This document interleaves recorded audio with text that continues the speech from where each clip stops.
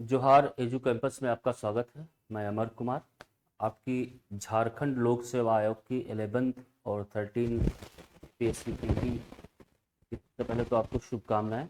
और इस परीक्षा को ध्यान में रखकर कुछ महत्वपूर्ण प्रश्नों का संग्रह किया गया है, जिसको टेस्ट सीरीज के माध्यम से मैं आपके सामने डिस्कशन करूंगा। पहला टेस्ट जिसका कोड है A2 वो हो चुका है। आज उसका हम लोग डिस्कशन स्टार्ट करेंगे। तो बिना कोई देर किए हम लोग अपने कार्यक्रम को स्टार्ट करते हैं। तो आइए पहला क्वेश्चन देखते हैं।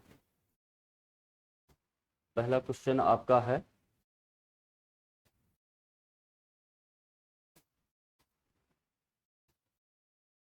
ये थोड़ा सा इसको ऊपर करना पड़ेगा।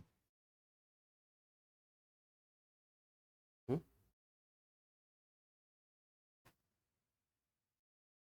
पहला क्वेश्चन आपका है कि आर्यों के मूल निवास के संदर्भ में विभिन्न विद्वानों के विचार मिलते हैं। आपको सुमेलित करना है कि किस राइटर ने आर्यों का मूल निवास कहाँ माना है। तो इस क्वेश्चन को करने से पहले थोड़ी सी आप कहानी समझ लीजिए कि आर्यों का आगमन ऋग्वैदिक काल के समय होता है। और आर्यों के आगमन को लेकर के विद्वानों के जो मत हैं वो अलग अलग हैं। आर्य का अर्थ आप जानते हैं कि आर्य का अर्थ होता है श्रेष्ठ अथवा कुलीन। एक चीज और जो ध्यान रखना है उसमें ये एक ये कि आर्य किसी धर्म समुदाय के लोग नहीं थे, ना ही किसी एक जाति के लोग थे। ये विभिन्न जातियों के लोग थे जो एक ही तरह की भाषा बोलते थे। तो अगर आपसे पूछा जाए कि आर्य क्या थे, तो आप सीधे उसका आंसर होगा आर्य एक भाषा समूह के लोग थे। वो कहां से आए इसको लेकर के विद्वानों में मतभेद है। मैक्स मूलर का मानना है कि वो मध्य एशिया से आए। ये पहला ऑप्शन सही है। मध्य एशिया के आसपास जो अरल सागर का एरिया है, खास करके बैक्ट्रिया प्रदेश, बैक्ट्रिया प्रदेश में कुछ घोड़ों की ऐसी हड्डियां मिली है जिनकी चर्चा ऋग्वेद में की गई है या जिनकी चर्चा आर्यों ने की गई है। इस आधार पर, और वहां पे जो घास के मैदान थे वो संभवतः सूख गए होंगे, उसके बाद ये पशु चारक तो थे ही, ये उधर से जो है वो पूरब की तरफ बढ़े होंगे और भारत आए होंगे। तो मैक्स मूलर ने माना है कि आर्य जो है वो मूलतः मध्य एशिया के थे और फिर वो वहां से भारत आए। हालांकि आज के दौर में यह विचार सर्वमान्य टाइप का है। दूसरा, गंगा बाल गंगाधर तिलक जी कहते हैं कि आर्य जो थे वो उत्तरीय ध्रुव से आए थे। इसके पीछे बाल गंगाधर तिलक का जो उन्होंने रीजन दिया वो ये दिया है कि ऋग्वेद में 6 महीने के दिन और 6 महीने की रात की चर्चा होती है, और 6 महीने का दिन और 6 महीने की रात जो है वो उत्तरी ध्रुव पे होती है। इसलिए आर्य जो है वो उत्तरी ध्रुव से आए हैं, ऐसा बाल गंगाधर तिलक मानते हैं। इस बात को उन्होंने the Arctic home of Aryans नामक अपनी बुक में इसका उल्लेख किया है। The Arctic Holmes of Aryans, ये बुक पूछी भी जाती है, बाल गंगाधर तिलक की है, आप लोग ध्यान रखिएगा। अविनाश चंद्र दास जी ने बताया कि वो सप्त सैंधव प्रदेश के से आए थे।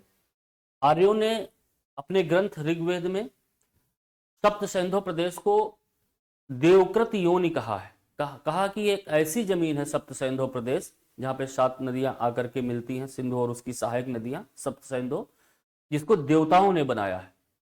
तो कहने का तात्पर्य है कि आदमी अपने ही मूल स्थान की चर्चा करता है कि यह देव निर्मित है।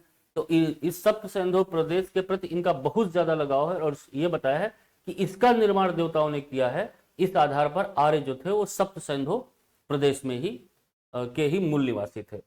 दयानंद सरस्वती ने बताया कि आर्य तिब्बत से आए थे, क्योंकि ऋग्वेद में जो कुछ शब्द आए हैं, ध्वन्यात्मक शब्द आए हैं, उनकी जो समानता है वो तिब्बतियन वर्डिंग से मिलती है। इसलिए दयानंद सरस्वती ने कहा कि आर्य जो है वो तिब्बत से आए थे। दयानंद सरस्वती की पुस्तक का नाम काफी फेमस है, सत्यार्थ प्रकाश, आप लोग जानते हैं। तो इसका आंसर हो जाएगा 1 2 3 4, मतलब सभी सुमेलित हैं। फिर अगला क्वेश्चन है, विभिन्न जैन तीर्थंकरों और उनके प्रतीक चिन्हों के बारे में बतलाइए।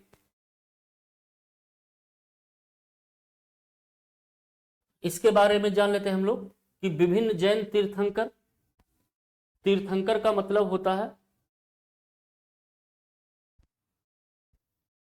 जैन का मतलब होता है जो, जैन जिन शब्द से बना है जिसका अर्थ होता है जिन्होंने अपनी इंद्रियों पर विजय प्राप्त कर ली। मैं थोड़ी सी डिटेलिंग इसलिए कर दे रहा हूं हर क्वेश्चन की, ताकि आपको एक कहानी समझ में आ जाए और इससे जुड़ा हुआ अगर कोई क्वेश्चन हो तो आपको से आसानी से हल हो जाए। हमारा उद्देश्य सिर्फ इस पेपर को सॉल्व करना नहीं है, बल्कि आपको साथ साथ यह भी बताना है कि क्वेश्चन को कोई भी बैक ईयर करते हैं या कोई भी हम PYQ लगाते हैं तो उसको किस तरह से करें। हम उसके चारों ऑप्शंस पे भी अगर गौर कर लेते हैं तो हमारी तैयारी और गहराई में पहुंचती है, और जो मल्टीपल या डिफरेंट टाइप के जो क्वेश्चन होते हैं इसी टॉपिक को जो के आसपास जो क्वेश्चन होते हैं, हम उनको भी करने की स्थिति में आ जाते हैं। जैन का अर्थ होता है जिन, जिन से जैन बना है। जिन अर्थात जिन्होंने अपनी इंद्रियों को वश में कर लिया है, जिन्होंने अपनी इंद्रियों को जीत लिया है, जिनका अपनी भावनाओं पर नियंत्रण है। आप लोग यूपीएससी की तैयारी में इमोशनल इंटेलिजेंस पढ़ते हैं, या कोई ऐसा योगी व्यक्ति जो जिसका अपनी इंद्रियों पर नियंत्रण है, वही कर्मयोगी बनता है। तो जैन वो कहलाएंगे जिन्होंने अपनी इंद्रियों पर नियंत्रण कर लिया। और ऐसे व्यक्ति के बताए मार्ग पर चलने से ही आप जीवन के लक्ष्य को प्राप्त कर सकते हैं, या इस भौतिक संसार की जो असुविधाएं हैं, या आप आध्यात्मिक भाषा में कहें इस भवसागर से पार उतर सकते हैं, उस पार जा सकते हैं, तीर्थ कर सकते हैं। तो जैन तीर्थंकर की संख्या जो है वो 24 के करीब है, जिसमें पहले जैन तीर्थंकर हैं ऋषभ देव जी। ऋषभ देव का उल्लेख आप याद रखिएगा ऋग्वेद में भी आता है, इनका उल्लेख ऋग्वेद में भी आता है, और इनका जो प्रतीक है वो षाढ़ है, एकदम सही है। महावीर स्वामी 24वें तीर्थंकर है, और इनका जो प्रतीक है वो शेर है, सही है। पार्श्वनाथ जो महावीर स्वामी के पिताजी के भी गुरु थे, इनका प्रतीक चिन्ह सर्प फण है, सांप का फन या सांप, ये भी सही है। अजितनाथ, इनका जो प्रतीक चिन्ह है वो हाथी है, घोड़ा नहीं है, तो ये जो ऑप्शन होगा ये गलत हो जाएगा। अजितनाथ का प्रतीक चिन्ह क्या है? हाथी। तो घोड़ा किसका है ये भी आप जान लीजिए, ताकि कभी घोड़े से मिलाने से आए तो आपका गलत ना हो। घोड़ा जो प्रतीक है वो शंभोनाथ जी का है। इसमें दो चीजों को आप ध्यान रखिएगा कि पहली चीज कि 24 तीर्थंकरों का प्रतीक आपको पता होना चाहिए, क्योंकि इससे क्वेश्चन लगभग रहता ही है, और किसी भी एग्जाम में यूपीएससी हो या स्टेट सिविल सर्विसेज हो, खास करके झारखंड में आप देखेंगे कि जैन और बौद्ध से क्वेश्चन रहते ही रहते, एकदम कंपलसरी है कि आएगा ही आएगा। तो इस चैप्टर को आप बहुत अच्छी तरीके से समझ लीजिएगा। सभी तीर्थंकर और उनके प्रतीकों के बारे में आप जान लीजिएगा। ऋषभ देव के बारे में यह जानना है कि इनका नाम जो है वो ऋग्वेद में है। ऋषभ देव के साथ एक और नाम ऋग्वेद में मिलता है, जो उन तीर्थंकर का नाम है अरस्टनेमी। अरस्टनेमी और ऋषभ देव दोनों का नाम ऋग्वेद में मिलता है। एक और विवादित तीर्थंकर है। विवादित इसलिए कि श्वेतांबर उन्हें मानते हैं कि वो स्त्री हैं, और दिगंबर उन्हें मानते हैं कि वो पुरुष हैं। उन तीर्थंकर का नाम क्या है, क्या कमेंट बॉक्स में बताएंगे? खैर मैं बता देता हूं, उन तीर्थंकर का नाम है मल्लिनाथ, 19वें तीर्थंकर हैं, और उनका प्रतीक है कलश। तो इस पे आगे बढ़ते हैं अब हम लोग। निम्नलिखित मौर्यकालीन अधिकारियों में किसे सिक्कों का परीक्षक माना जाता है? सिक्कों का परीक्षक, यहां पर ध्यान रखिएगा, सिक्कों का परीक्षक कौन होता है? सिक्के के को देख करके जो उसका परीक्षण करे कि ये सिक्का एक्चुअल है या डुप्लीकेट है या मिलावटी है, कुछ जो भी कुछ, तो एक हिसाब से उसका रूप का ही परीक्षण होता है। तो इसका आंसर हो जाएगा रूप दर्शक। सिक्कों का परीक्षक मतलब रूप दर्शक। मुद्राध्यक्ष क्या था, इनको भी हम लोग जान लेते हैं। मुद्राध्यक्ष जो पासपोर्ट जारी करता था। पण्याध्यक्ष, पढ़ने आप जानते हैं कि कॉमर्स, ट्रेड एंड कॉमर्स यानी व्यापार और वाणिज्य, तो पण्याध्यक्ष व्यापार का अध्यक्ष हो जाए, वाणिज्य का अध्यक्ष। और लक्षणाध्यक्ष जो छापखाना होता था उसका अध्यक्ष होता था। इसका लेकिन सिक्कों का जो परीक्षक होगा वो कौन कहलाएगा? रूप दर्शक। फिर अगला है प्राचीन काल में निम्नलिखित शासकों को उनके कालक्रम के अनुसार आरोही क्रम में सजाइए। ये क्वेश्चन थोड़ा सा आपको टफ लग रहा होगा, लेकिन ये बहुत ही इंपॉर्टेंट क्वेश्चन है, यहां से क्वेश्चन आता है। आप देखते हैं 3 वंशों का नाम आप जानते हैं, एक तो मौर्य वंश, उसके बाद आप जानते हैं शुंग वंश, और शुंग वंश के बाद आप जानते हैं कर्ण वंश। सी से भी लिख सकते हैं, के से भी लिख सकते हैं। हम समझाने के लिए बस आपको के से लिखते हैं। मौर्य वंश, शुंग वंश और कर्ण वंश। मौर्य वंश का अंतिम शासक कौन था? बृहदत्त, जिसकी हत्या पुष्यमित्र शुंग ने कर दी, और पुष्यमित्र शुंग ने शुंग वंश की स्थापना की। और शुंग वंश का जो अंतिम शासक था वो था देवभूति। शुंग वंश का अंतिम शासक कौन था? देवभूत। देवभूत की हत्या जो है वो वासुदेव ने कर दी और कर्णवंश की स्थापना की। तो ये जो क्वेश्चन है ये बेसिकली कर्णवंश और शुंग वंश दोनों से को मिलाकर के पूछा जा रहा है। ठीक है, तो इसका जो आंसर है वो क्या होगा? भागवत, फिर देवभूत, फिर आपका आ जाएगा वासुदेव और सुशर्मा। यही क्रम है। भागवत, देवभूत, वासुदेव और सुशर्मा, ये दोनों कर्णवंश के शासक हैं और ये शुंग वंश के दोनों शासक हैं। इनका आप चाहो तो क्रम भी लिख सकते हो कि शुंग वंश में पुष्यमित्र शुंग का नाम आप जानते हैं, जिसने शुंग वंश की स्थापना की थी। तो पुष्यमित्र शुंग के बाद बनते हैं अग्निमित्र, वसुमित्र। अग्निमित्र, अगर इसके आगे लिख दिया जाए अग्निमित्र, अग्निमित्र, मित्र और वसुमित्र।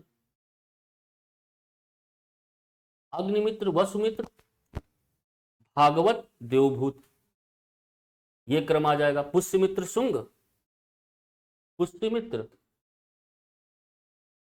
बृहदत्त की, मौर्य साम्राज्य के अंतिम शासक बृहदत्त की हत्या करके पुष्यमित्र शुंग ने शुंग वंश की स्थापना की। तो शुंग वंश का संस्थापक पुष्यमित्र, और पुष्यमित्र के बाद अग्निमित्र शासक बनता है, अग्निमित्र के बाद वसुमित्र शासक बनता है, और वसुमित्र के बाद भागवत, और भागवत के बाद देवभूत।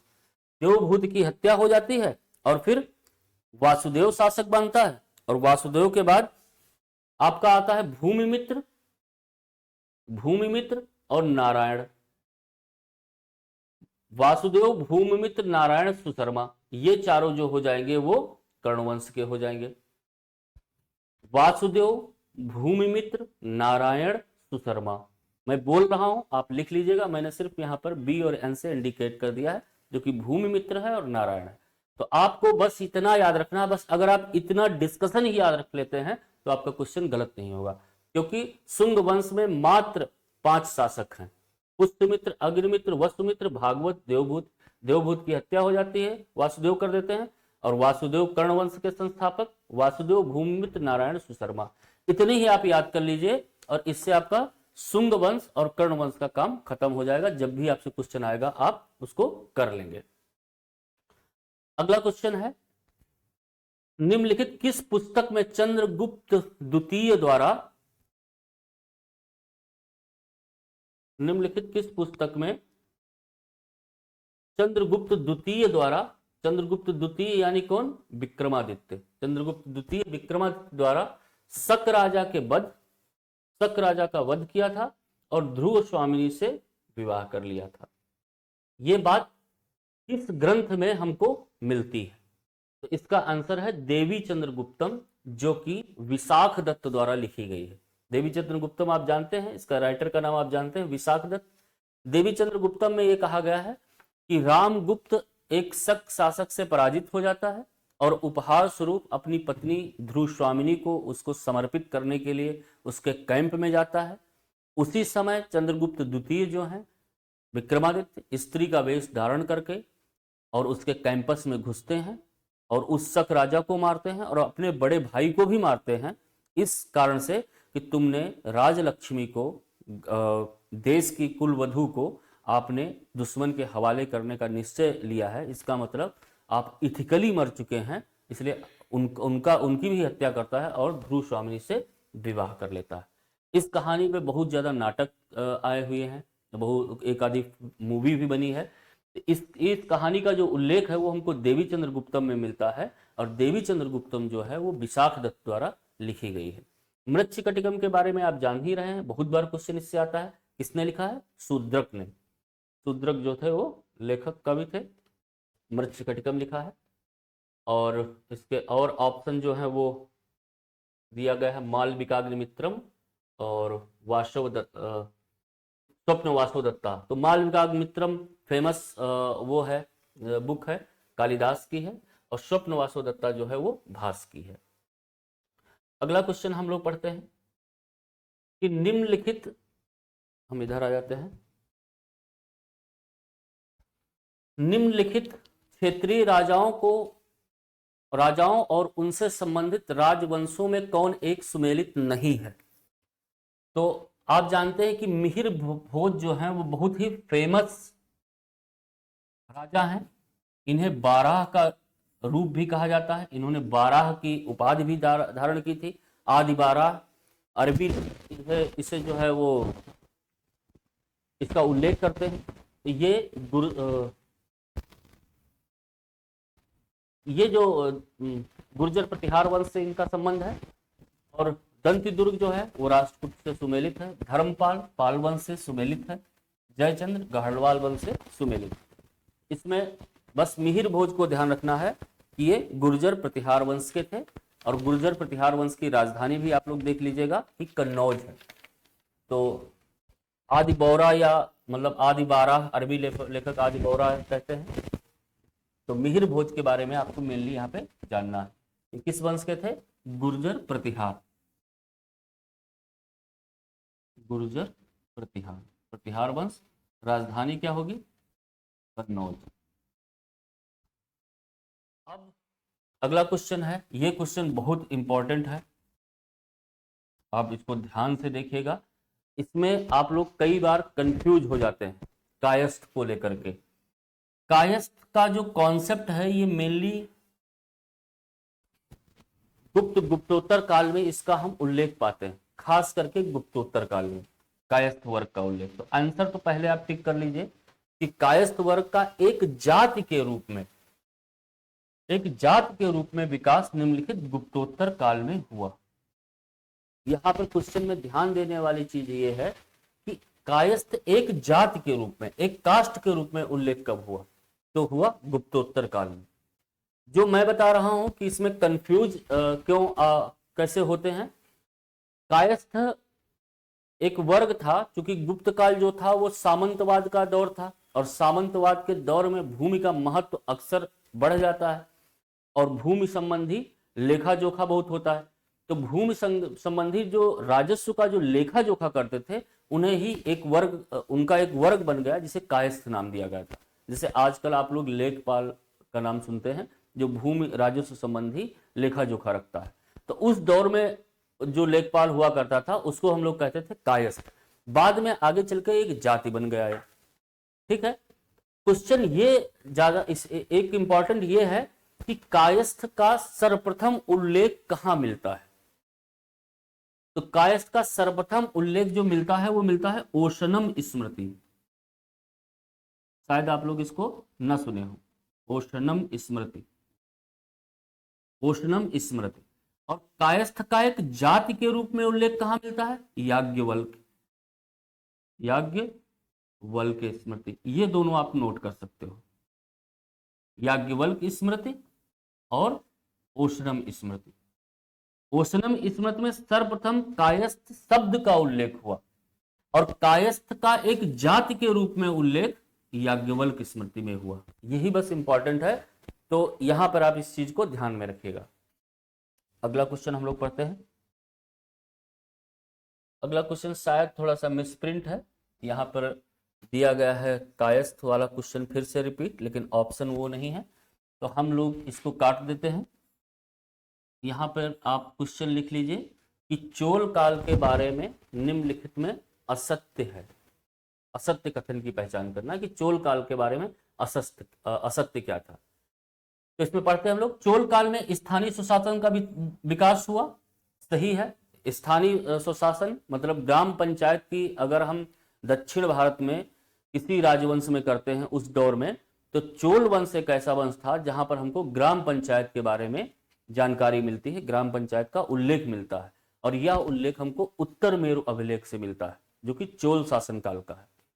तो ये सही है, और हमको खोजना है असत्य कथन। चोल काल में मंदिर का निर्माण अनेक मंजिलों के रूप में किया गया, बिल्कुल सही है। चोल काल में नौसेना का विकास नहीं हुआ, ये गलत है। क्यों? क्योंकि चोल काल में नौसेना का विकास हुआ था। राजेंद्र चोल ने मलय, श्रीलंका इत्यादि पर विजय प्राप्त की। उस दौर में बंगाल की खाड़ी जो है वो चोल झील हुआ करती थी, यानी बंगाल की खाड़ी में पूरा चोलों का कब्जा हुआ करता था और साउथ ईस्ट एशिया तक इन्होंने अपना कब्जा बना लिया था।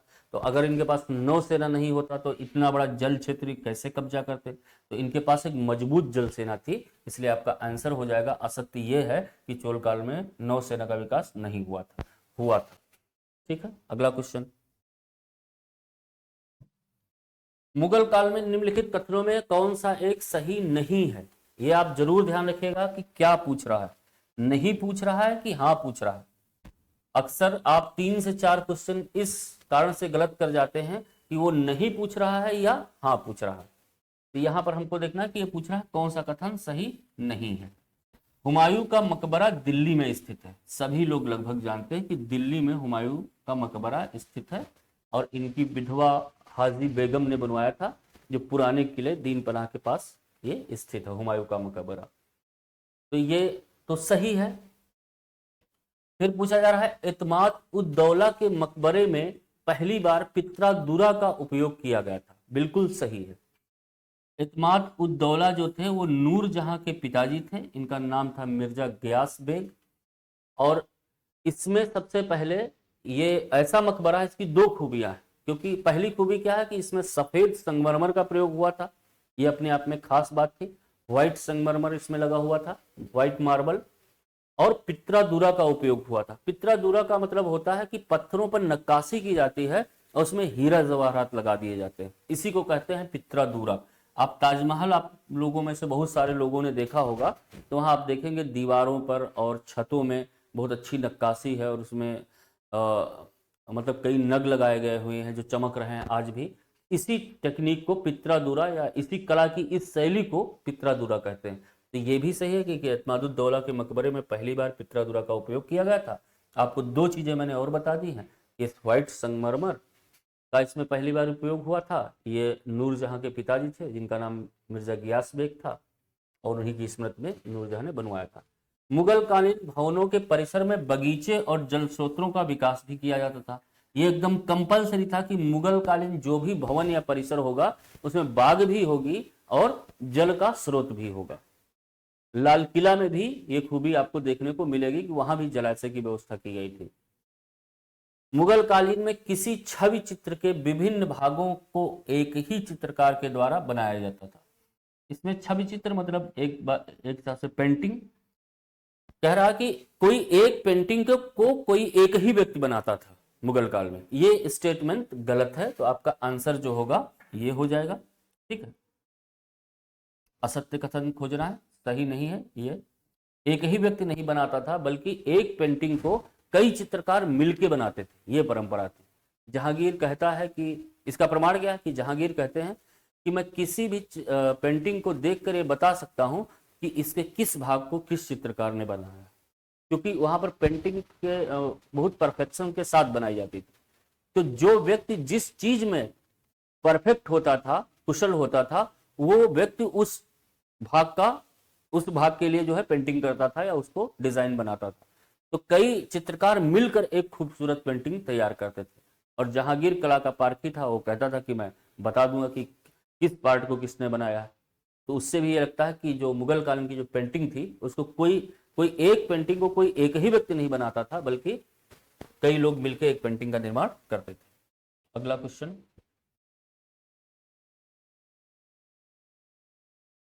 ठीक है, आप लोग वीडियो को फिर से रिवाइज करके भी देख लीजिएगा और नोट करते जाइएगा साथ साथ, अगर आपको कुछ ठीक समझ में आ रहा हो तो, क्योंकि इससे आपकी तैयारी में थोड़ा सा प्लस प्रभाव पड़ेगा। निम्नलिखित राजवंशों उनसे संबंधित स्थानों को सुमेलित कीजिए। ठीक है, तो यहां पर हम देखते हैं ये क्वेश्चन इंपॉर्टेंट भी है और रिपीटेड भी है, कई एग्जाम्स में ये पूछा गया है, लेकिन बहुत इंपॉर्टेंट। इसमें जो मेनली इंपॉर्टेंट है वो ये है, द्वार समुद्र को लेकर ही ज्यादातर मैंने देखा है, चाहे यूपीएससी हो या कई स्टेट सिविल सर्विसेज में द्वार समुद्र को जरूर पूछा जाता है कि द्वार समुद्र से किस राजवंश का संबंध था। तो द्वार समुद्र से जो जिस राजवंश का संबंध था उसका नाम था होयसल। होयसल, होयसल या हलेविड भी कई बार कहते हैं, होयसल। तो द्वार समुद्र से तो होयसल वंश का संबंध था, तो मतलब आंसर ये हो जाएगा कि काकतीय का इसका नहीं था। तो हम जान लेते हैं कि काकतीय वंश का संबंध किससे था, वारंगल से। वारंगल के काकतीय, वारंगल मतलब तेलंगाना राज्य जो है वो वारंगल राज्य भी कहलाएगा। काकतीय वंश का संबंध जो है वारंगल से था। शेष सुमेलित, देवगिर के यादव, मदुरा के पांड, विजयनगर का संगम वंश, ये बाकी सुमेलित है। बस काकतीय वंश वारंगल और द्वार समुद्र का जो है वो होयसल, ये याद रखिएगा। इसी को फोकस करके ज्यादातर क्वेश्चन बनते हैं, ये इंपॉर्टेंट है। द्वार समुद्र। भारत में किस गवर्नर जनरल के समय रेलवे का सबसे अधिक विस्तार हुआ, इसका आंसर है करजन। करजन के बारे में कहा जाता है कि यह भारत आने वाले गवर्नर्स थे उसमें सबसे ज्यादा सुरुचिपूर्ण व्यक्ति था। सुरुचिपूर्ण व्यक्ति मतलब ये बहुत ही आप समझ लो कि क्रिएटिव मेंटेलिटी का व्यक्ति था, जिसने भारत में आकर के बहुत बड़े पैमाने पर जो है डेवलपमेंट का कार्य किया।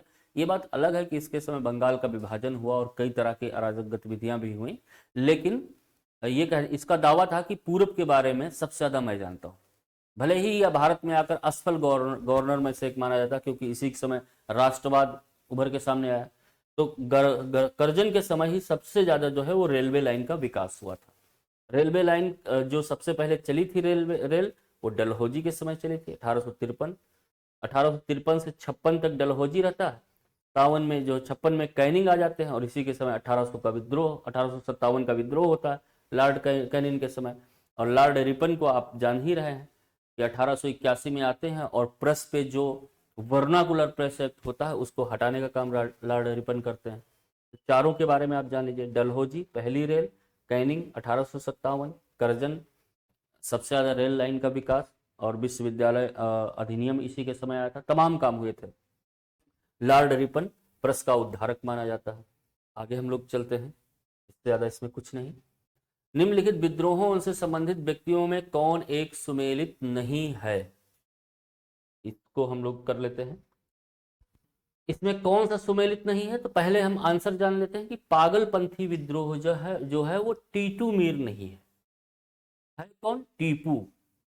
टीटू की जगह पर कर दिया गया है, टीपू की जगह पर कर दिया गया है टीपू।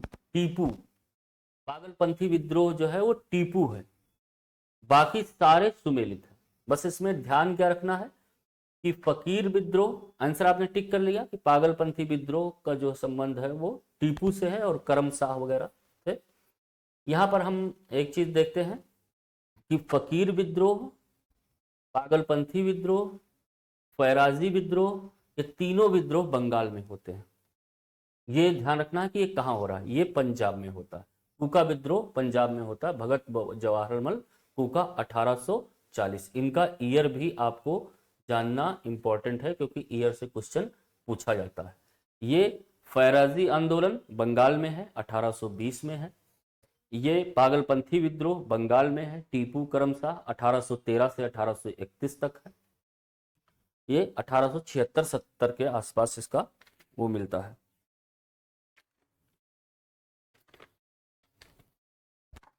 फकीर विद्रोह 1876-70, तो ये तीनों बंगाल में है और ये पंजाब में है। इतना बस इसके बारे में जानना है और इतना पर्याप्त है। इसके बारे में इसके ईयर 1876-77, पागलपंथी 1813 से 1831, फैराजी जगह नहीं बहुत ज़्यादा लिखने की, इसलिए मैं बता दे रहा हूँ। फैराजी आंदोलन 1820 और कूका विद्रोह 1840, ये पंजाब में है। बाकी ये अगर आप ईयर और उनका प्लेस और प्लस आप उनके जो नेता हैं इनको जान लेते हैं, क्वेश्चन इससे आपका आसानी से हल हो जाता है। अब पत्रकारिता से संबंधित एक क्वेश्चन है। भारत में समाचार पत्रों के संदर्भ में कौन सा एक कथन सत्य नहीं है? पत्रकारिता के लिए जेल जाने वाले पहले भारतीय जो थे वो सुरेंद्र नाथ बनर्जी थे, बिल्कुल सही है। इनको 2 महीने का कारावास हुआ था इन्होंने बंगाल का एक जो जज था उसके खिलाफ लेख लिख दिया था बंगाली में कि ये तानाशाह है, शालिग्राम केस था, और उसमें इन्होंने जज के खिलाफ उल्टा सीधा लिख दिया था कि ये तानाशाह है और इन्होंने जो है वो गलत किया है। इस सिलसिले में इनको जेल हुई थी। किसी भारतीय द्वारा प्रकाशित पहला समाचार पत्र बंगाल गजट है, सही है। किसी भारतीय द्वारा प्रकाशित पहला समाचार पत्र कौन सा है? बंगाल गजट है, सही है। और बंगाल गजट का प्रकाशन जो गंगाधर भट्टाचार्य द्वारा किया गया था, कब किया गया था? 1816 में किया गया था, ये भी सही है।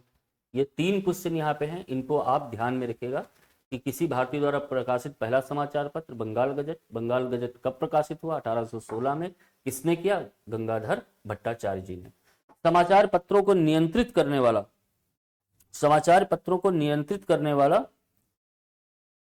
करने के लिए पहला कानून लॉर्ड एडम्स के समय आया। लॉर्ड एडम्स यहां पर गलत हैं, इसमें हो जाएगा 1878 में, बहुत फेमस ईयर है 1878 में वर्नाकुलर प्रेस एक्ट आया था, देसी भाषा प्रेस अधिनियम, जिसके कारण जो है अमृत बाजार पत्रिका को रातों रात जो है उसने अपने आप को इंग्लिश में कन्वर्ट कर लिया था। और यह वर्नाकुलर प्रेस एक्ट जो 1878 में आया था, यह लॉर्ड लिटन के द्वारा आया था। तो लिटन जो था वो समाचार पत्रों को नियंत्रित करने के लिए पहला कानून लॉर्ड लिटन के समय आया था। तो ये एडम्स जो है यहाँ पर ये गलत है। आंसर आपका ये हो जाएगा। असत्य कथन, सत्य कथन कौन नहीं है? तो असत्य कथन ये है, यहाँ पर होगा लिटन। लॉर्ड रिपन ने वर्नाकुलर प्रेस एक्ट को रद्द कर दिया था, ये सही है। 1881 में वर्नाकुलर प्रेस एक्ट को लॉर्ड रिपन ने हटा दिया था, इसलिए लॉर्ड रिपन को प्रेस का उद्धारकर्ता भी माना जाता है। इस क्वेश्चन का आंसर आप समझ गए। भारत में शिक्षा के विकास से संबंधित निम्नलिखित घटनाओं को सही कालक्रम में लगाएं। तो इसमें आप बाकी चीजों का जान ही रहे होंगे, बस इस पे थोड़ा सा लग रहा होगा। डाउनवर्ड फिल्टरेशन थ्योरी, इसको कहते हैं अधोमुखी निस्संदन का सिद्धांत। अधोमुखी निस्संदन का सिद्धांत किसने दिया था? मैकाले ने दिया था। और मैकाले कब आता है भारत? जब विलियम बेंटिक गवर्नर जनरल होते हैं। और विलियम बेंटिक गवर्नर जनरल होते हैं तो आपको पता होगा कि 1833-35 के आसपास का मामला है। तो 1835 में ये थ्योरी आई थी। तो 1835 हम लोग इसको जान लेते हैं। और फिर 1929 में ये है,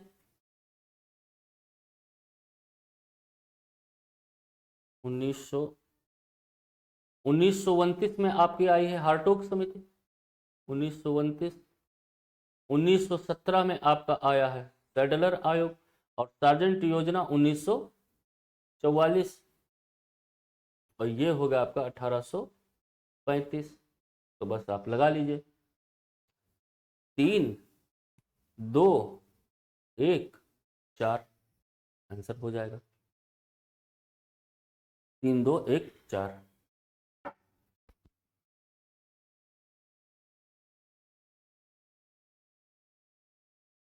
आंसर आपका हो जाएगा 3, 2, 1, 4। ये आंसर आपका हो जाएगा। अब हम लोग देखते हैं कुछ क्वेश्चंस ऐसे हैं जिसमें कोई एनालिसिस की जरूरत नहीं होगी, उनको मैं एज इट इज बता दूंगा, आप करते जाइएगा। जैसे अगला क्वेश्चन है, निम्नलिखित कांग्रेस की फूट की साक्षी निम्नलिखित में कौन सी नदी बनी? आप लोग जानते हैं कि सूरत अधिवेशन 1907 में जो है वो कांग्रेस में पहली फूट पड़ी थी उग्रवादी और उदारवादियों के कारण। तो ये सूरत जो है वो ताप्ती नदी के किनारे है, तो इसका आंसर हो जाएगा ताप्ती। और उस समय रास बिहारी बोस जो थे वो कांग्रेस के अध्यक्ष थे, ये भी पूछा जाता है। तो यहाँ आंसर हो जाएगा ताप्ती। 1907 में सूरत विभाजन आप लोगों ने पढ़ा है, ताप्ती नदी के किनारे। सर्वप्रथम नगर निगम जैसी संस्था का विकास निम्नलिखित में किस स्थान पर हुआ? ये भी क्वेश्चन जो है काफी फेमस और काफी इंपॉर्टेंट है। तो नगर निगम का विकास जो है, सर्वप्रथम नगर निगम का विकास मद्रास में हुआ था 1688 में। 1688 में सर्वप्रथम मद्रास में ही नगर निगम आया था। और उसके बाद बंबई और कोलकाता में आया था। तो 2 नंबर इसको और 3 नंबर इसको। नंबर 1 इसको, सबसे पहले मद्रास में आया नगर निगम, उसके बाद बंबई और कोलकाता में आया एक साथ। तो ये भी याद रखना है कि अगर पूछा जाए कि शुरुआती दौर के जो मतलब क्रम से लगाने को आ जाए तो आप लिख से दीजिएगा मद्रास, कोलकाता, बंबई, ऐसे, या ये दोनों कमोबेश एक साथ। ठीक है। या पूछ दिया जाए कि निम्नलिखित में कहां पर नगर निगम था, तो ये लिख दोगे आप उस समय मद्रास, कलकत्ता और बंबई। अब अगला क्वेश्चन है, पॉलिटी पे हम लोग आ जाते हैं। हिस्ट्री में हमको लगता है कि जितनी उचित एनालिसिस थी उससे मैंने थोड़ा सा आगे हटके करवा और आगे बढ़ के करवा दिया है। आप लोग जब क्वेश्चन कीजिएगा तो आप लोगों को क्वेश्चन करने की प्रवृत्ति यही रहनी चाहिए ताकि आपको बेहतर ढंग से चीज़ों की समझ बन सके और आप एग्जाम में क्वेश्चन गलत ना करें। एक बहुत बड़ा अवसर है, आपने अगर ढंग से पढ़ लिया, केवल पेपर एनालिसिस भी आप अगर आपने ढंग से कर ली और इससे जुड़े हुए जो टॉपिक्स मैं डिस्कशन कर रहा हूँ उनको और डिटेल में जाके पढ़ लिया तो आपका जो एग्ज़ाम है केवल क्वेश्चन पेपर करने से ही मात्र निकल जाएगा। आप देखेंगे इसका बहुत बड़ा फर्क पड़ेगा। ठीक है। नगर पालिका से संबंधित भाग 9 क्या है? नगर पालिका से संबंधित भाग 9 का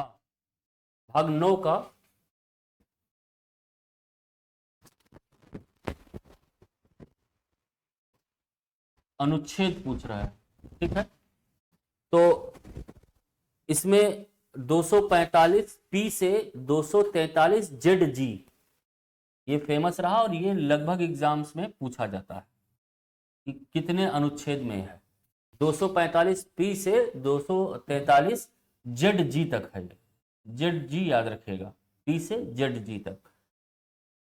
नगर पालिका, अब अगर इसमें और क्वेश्चन देखा जाए तो क्या पूछा जा सकता है कि नगर पालिका से संबंधित संविधान का कौन सा भाग है? तो नगर पालिका से संबंधित संविधान का भाग है भाग 9 का। 9 का संविधान में किस संविधान संशोधन से जोड़ा गया? 74वां संविधान संशोधन। 74वां संविधान संशोधन आप लोग जानते हैं। 74वां संविधान संशोधन कब हुआ? 1992 में। 74वां संविधान संशोधन कब लागू हुआ? कई बार आप देखते होंगे कि 74वें संविधान संशोधन को लेकर के 2 आंसर आते हैं और दोनों ही को आयोग सही मानता है, एक 1992 और एक 1993। आप पूछते होंगे इसमें से किसको सही माना जाए? जो कंफ्यूजन है मैं उनको भी दूर करने का प्रयास कर रहा हूं। 74वां संविधान संशोधन बेसिकली 1992 में हुआ, लेकिन ये लागू हुआ 1 जून 1993 में। तो आपसे अगर पूछा जाए कब बना तो 92, कब लागू हुआ तो 1993। और 74वें संविधान संशोधन से संविधान में भाग 9 का जोड़ा गया। अब यहां पर है भारत के निम्नलिखित प्रधानमंत्रियों निर्वाचन क्षेत्र में कौन सा एक सुमेलित नहीं, यानी कौन सा प्रधानमंत्री किस निर्वाचन क्षेत्र से लड़के आता था। ठीक है। तो यहां पे हम लोगों को देख लेना है। कुछ का तो आप लोग जानते हैं, विश्वनाथ प्रताप सिंह, ये फतेहपुर लोकसभा से आते थे, बिल्कुल सही है। चौधरी चरण सिंह बागपत, बागपत में इनके नाम बहुत सारे कॉलेज और यूनिवर्सिटीज बनाई गई हैं। चौधरी चरण सिंह बागपत लोकसभा क्षेत्र से आते थे। फिर है गुलजारी लाल नंदा, ये जो है सूरत से नहीं आते थे, तो यही आपका आंसर हो जाएगा। और चंद्रशेखर का संबंध बलिया से है, मुझे लगता है सभी लोग इस बात को जानते हैं। ठीक है, इसमें ज्यादा एनालिसिस करने की जरूरत नहीं है। विश्वनाथ प्रताप सिंह फतेहपुर, चौधरी चरण सिंह बागपत और चंद्रशेखर जी बलिया से थे, जानते हैं। गुलजारी लाल नंदा का हम लोग देख लेते हैं कि 2 बार चुनाव हुआ है। 1952 में आम चुनाव और एक चुनाव हुआ है 1962।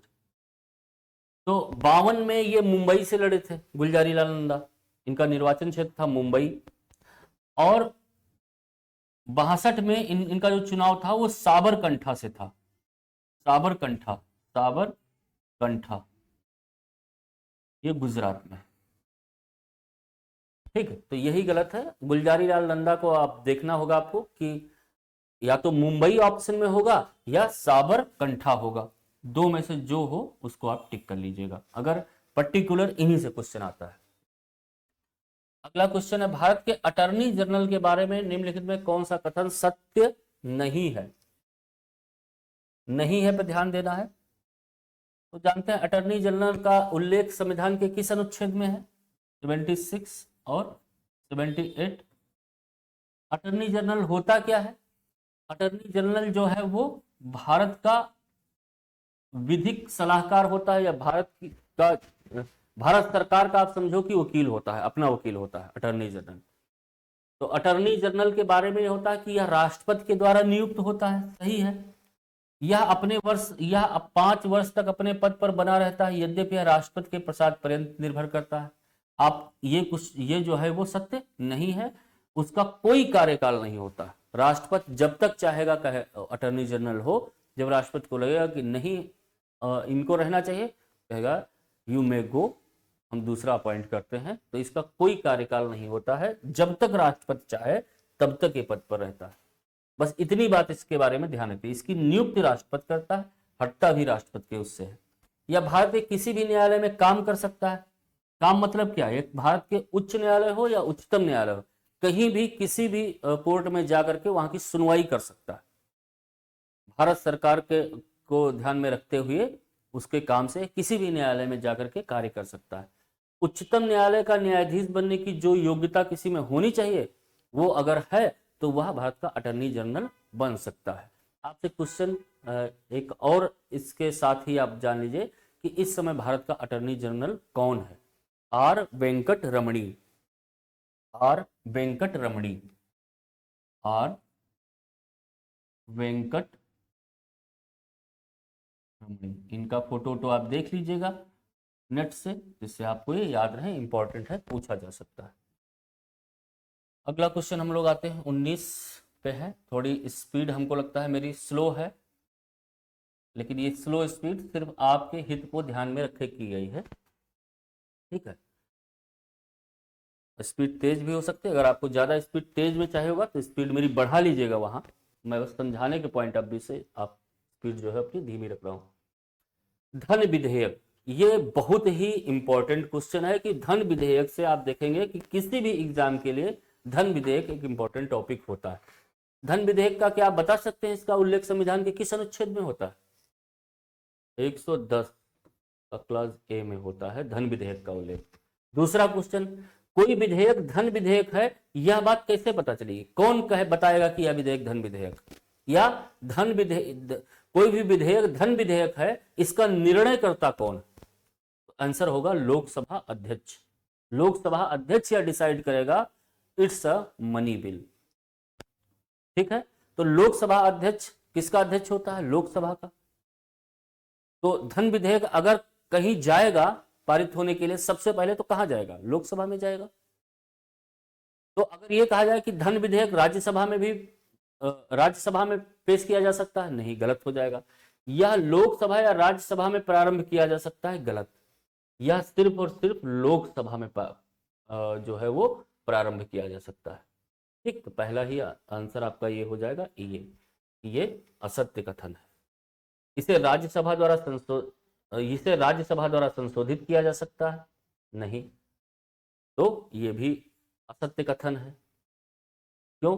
राज्यसभा को, लोकसभा में ये धन विधेयक जो होगा उसका निर्णय जो करेगा वो लोकसभा अध्यक्ष करेगा। सबसे पहले वो लोकसभा में आएगा, लोकसभा के बाद वह राज्यसभा के पास भेजा जाएगा कि राज्यसभा वाले लोग इस पे विचार करें, और विचार करके 14 दिन के अंदर इसको वापस करें। अगर 14 दिन के अंदर ये वापस नहीं करते हैं तो ये मान लिया जाएगा कि राज्यसभा ने इस प्रस्ताव को मान लिया है। तीसरी चीज है कि राज्यसभा अगर इसमें कोई सुझाव देती है तो लोकसभा चाहे तो माने, नहीं चाहे तो नहीं माने। यही है धन विधेयक। तो इसके आधार पर जांच करते हैं कि यह लोकसभा या राज्यसभा में प्रारंभ किया जा सकता है, गलत है, क्योंकि यह सिर्फ लोकसभा में प्रारंभ किया जा सकता है। इसे राज्यसभा द्वारा संशोधित किया जा सकता है, बिल्कुल गलत बात है, कुछ नहीं कर सकती, बस सुझाव दे सकती है। मानना न मानना लोकसभा की मर्जी पे है। इस पर राज्यसभा द्वारा 6 महीने की अवधि के दौरान सुझाव दिया जा सकता है, गलत है। 14 दिन के अंदर आपको वापस भेजना, नहीं भेजते तो भी पारित मान लिया जाएगा, तो ये भी गलत है। तो आंसर आपका सही हो जाएगा ये सारे, ये जो है वो गलत है, गलत है, गलत है। इसमें से उपरोक्त में से कोई नहीं। आपको हमने इस बहाने पूरे धन विधेयक पे एक बार बता दिया। अब है भारत में सुशासन स्थापित करने के लिए निम्नलिखित कार्य किए जा रहे हैं। अधिकारियों के प्रशिक्षण में सुधार, बिल्कुल सही है कि अधिकारियों को प्रशिक्षित किया जा रहा है, उनको नई टेक्नोलॉजी को लेकर के। अभी भारत सरकार जो है स्किल डेवलपमेंट मिनिस्ट्री के तहत बहुत सारे ऑफिसर्स का रेगुलर जो है वो उनकी ट्रेनिंग करवा रही है।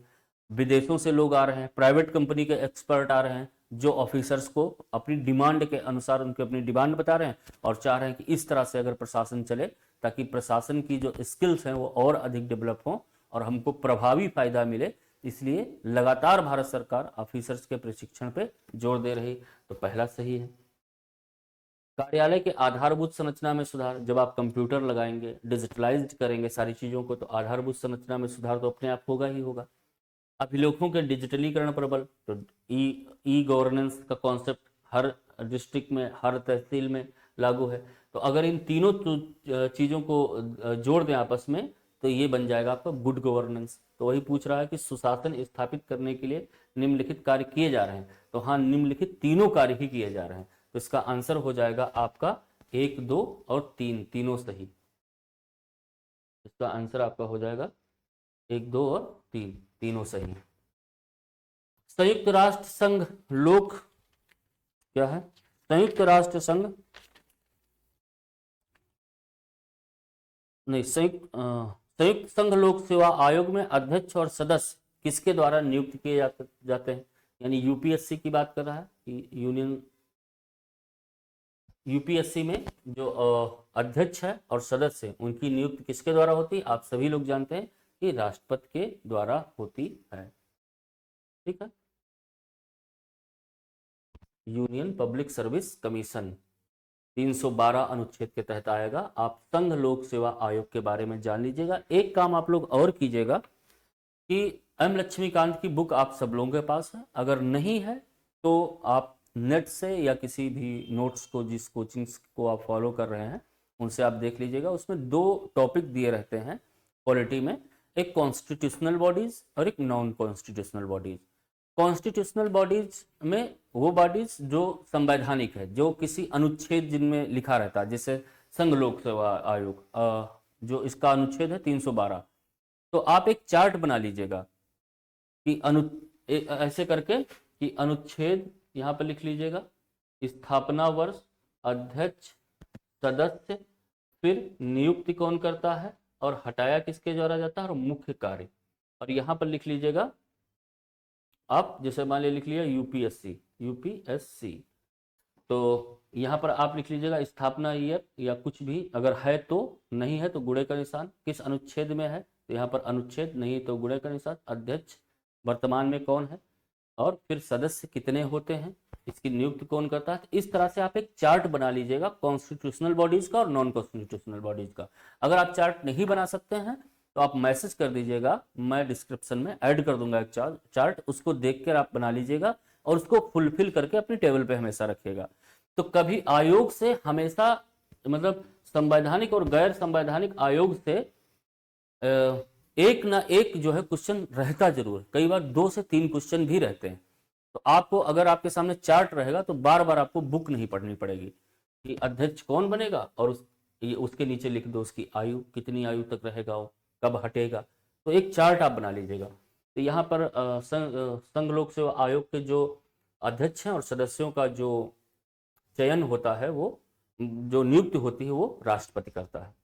फिर अगला क्वेश्चन है कि लोक प्रशासन में XY सिद्धांत का संबंध निम्नलिखित में किससे है? इसको हम लोग डायरेक्ट देख लेते हैं। XY सिद्धांत की ज्यादा डिटेल व्याख्या हमको नहीं करना, प्योर पब्लिक एडमिनिस्ट्रेशन का क्वेश्चन है।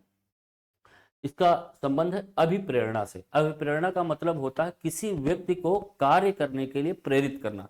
जैसे हम आपको पीटी पास करने के लिए अत्यधिक मेहनत करने की प्रेरणा देते हैं, आपको बार बार मोटिवेट करते हैं ताकि आप उस काम को और अच्छी तरीके से कर सकें। तो इसी को कहते हैं अभिप्रेरणा। जैसे स्वच्छ भारत अभियान आया तो प्रशासक को चाहिए कि वो बाकी रिसोर्स तो अवेलेबल करवाए ही, साथ में उनको जागरूक भी बनाए, उनको प्रेरित भी करे। अभिप्रेरणा इसी का नाम है। तो XY सिद्धांत का जो मतलब है का संबंध जो है वो अभिप्रेरणा से है। फिर अगला क्वेश्चन है, लोक प्रशासन में प्रयोग किए जाने वाले पोस्ट कार्ब में आर का अर्थ होता है। ये भी प्योर पब्लिक एडमिनिस्ट्रेशन से क्वेश्चन है। इसमें आप देखेंगे कि लूथर गुलिक महोदय ने लोक प्रशासन में 7 पॉइंट्स की चर्चा की और उन 7 पॉइंट्स को इन्होंने पोस्ट कार्ब नाम दिया। पी से होता है प्लानिंग यानी योजना, ओ से होता है ऑर्गेनाइजेशन यानी संगठन, एस से होता है स्टाफिंग यानी कर्मचारीगण स्टाफ, डी से होता है डायरेक्टिंग यानी निर्देशन, और सी ओ से होता है कोऑर्डिनेशन यानी समन्वय, कोऑर्डिनेशन मतलब समन्वय, आर से मतलब होता है रिपोर्टिंग यानी प्रतिवेदन, और बी से होता है बजट। ठीक है, तो क्वेश्चन आपसे क्या पूछ रहा है कि आर से क्या मतलब है, तो आर से मतलब है रिपोर्टिंग यानी प्रतिवेदन। संविधान सभा की पहली बैठक कब की गई थी, आप सभी लोग जानते हैं। संविधान सभा की जो पहली बैठक है वो 9 दिसंबर 1946 में की गई थी। आंसर ये हो जाएगा। तो 13 दिसंबर 1946 को क्या हुआ था, उद्देश्य प्रस्ताव पारित किया गया था। आपको यहां पर 3 डेट्स को ज्यादा ध्यान में रखना है।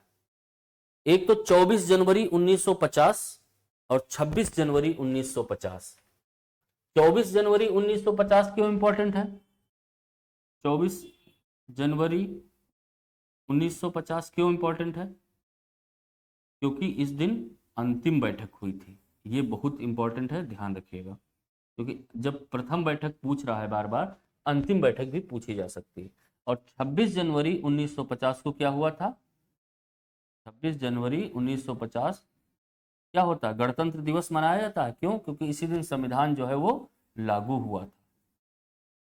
अब आप पूछेंगे कि फिर 26 नवंबर 1949 क्यों याद रखें, क्योंकि इस दिन संविधान जो है वो पारित हुआ था। आप लोगों ने संविधान की प्रस्तावना पढ़ा होगा, उसमें अंतिम लाइन है 26 नवंबर 1949 को हम संविधान को अंगीकृत, अधिनियमित और आत्मार्पित करते हैं। यानी 26 नवंबर 1949 को पारित हुआ था, इसलिए 26 नवंबर को विधि दिवस मनाया जाता है।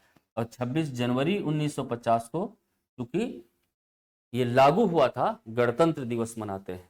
और 24 जनवरी 1950 को इसकी अंतिम बैठक हुई थी। 3 डेट्स हैं, तीनों डेट इंपॉर्टेंट है, इसमें कंफ्यूज मत होइएगा। साथ में 13 दिसंबर भी पढ़ लीजिएगा, नेहरू जी ने उद्देश्य प्रस्ताव पारित किया था, रखा था। ठीक है, अगला क्वेश्चन है, ट्रिटिकेल किसका क्रॉस है।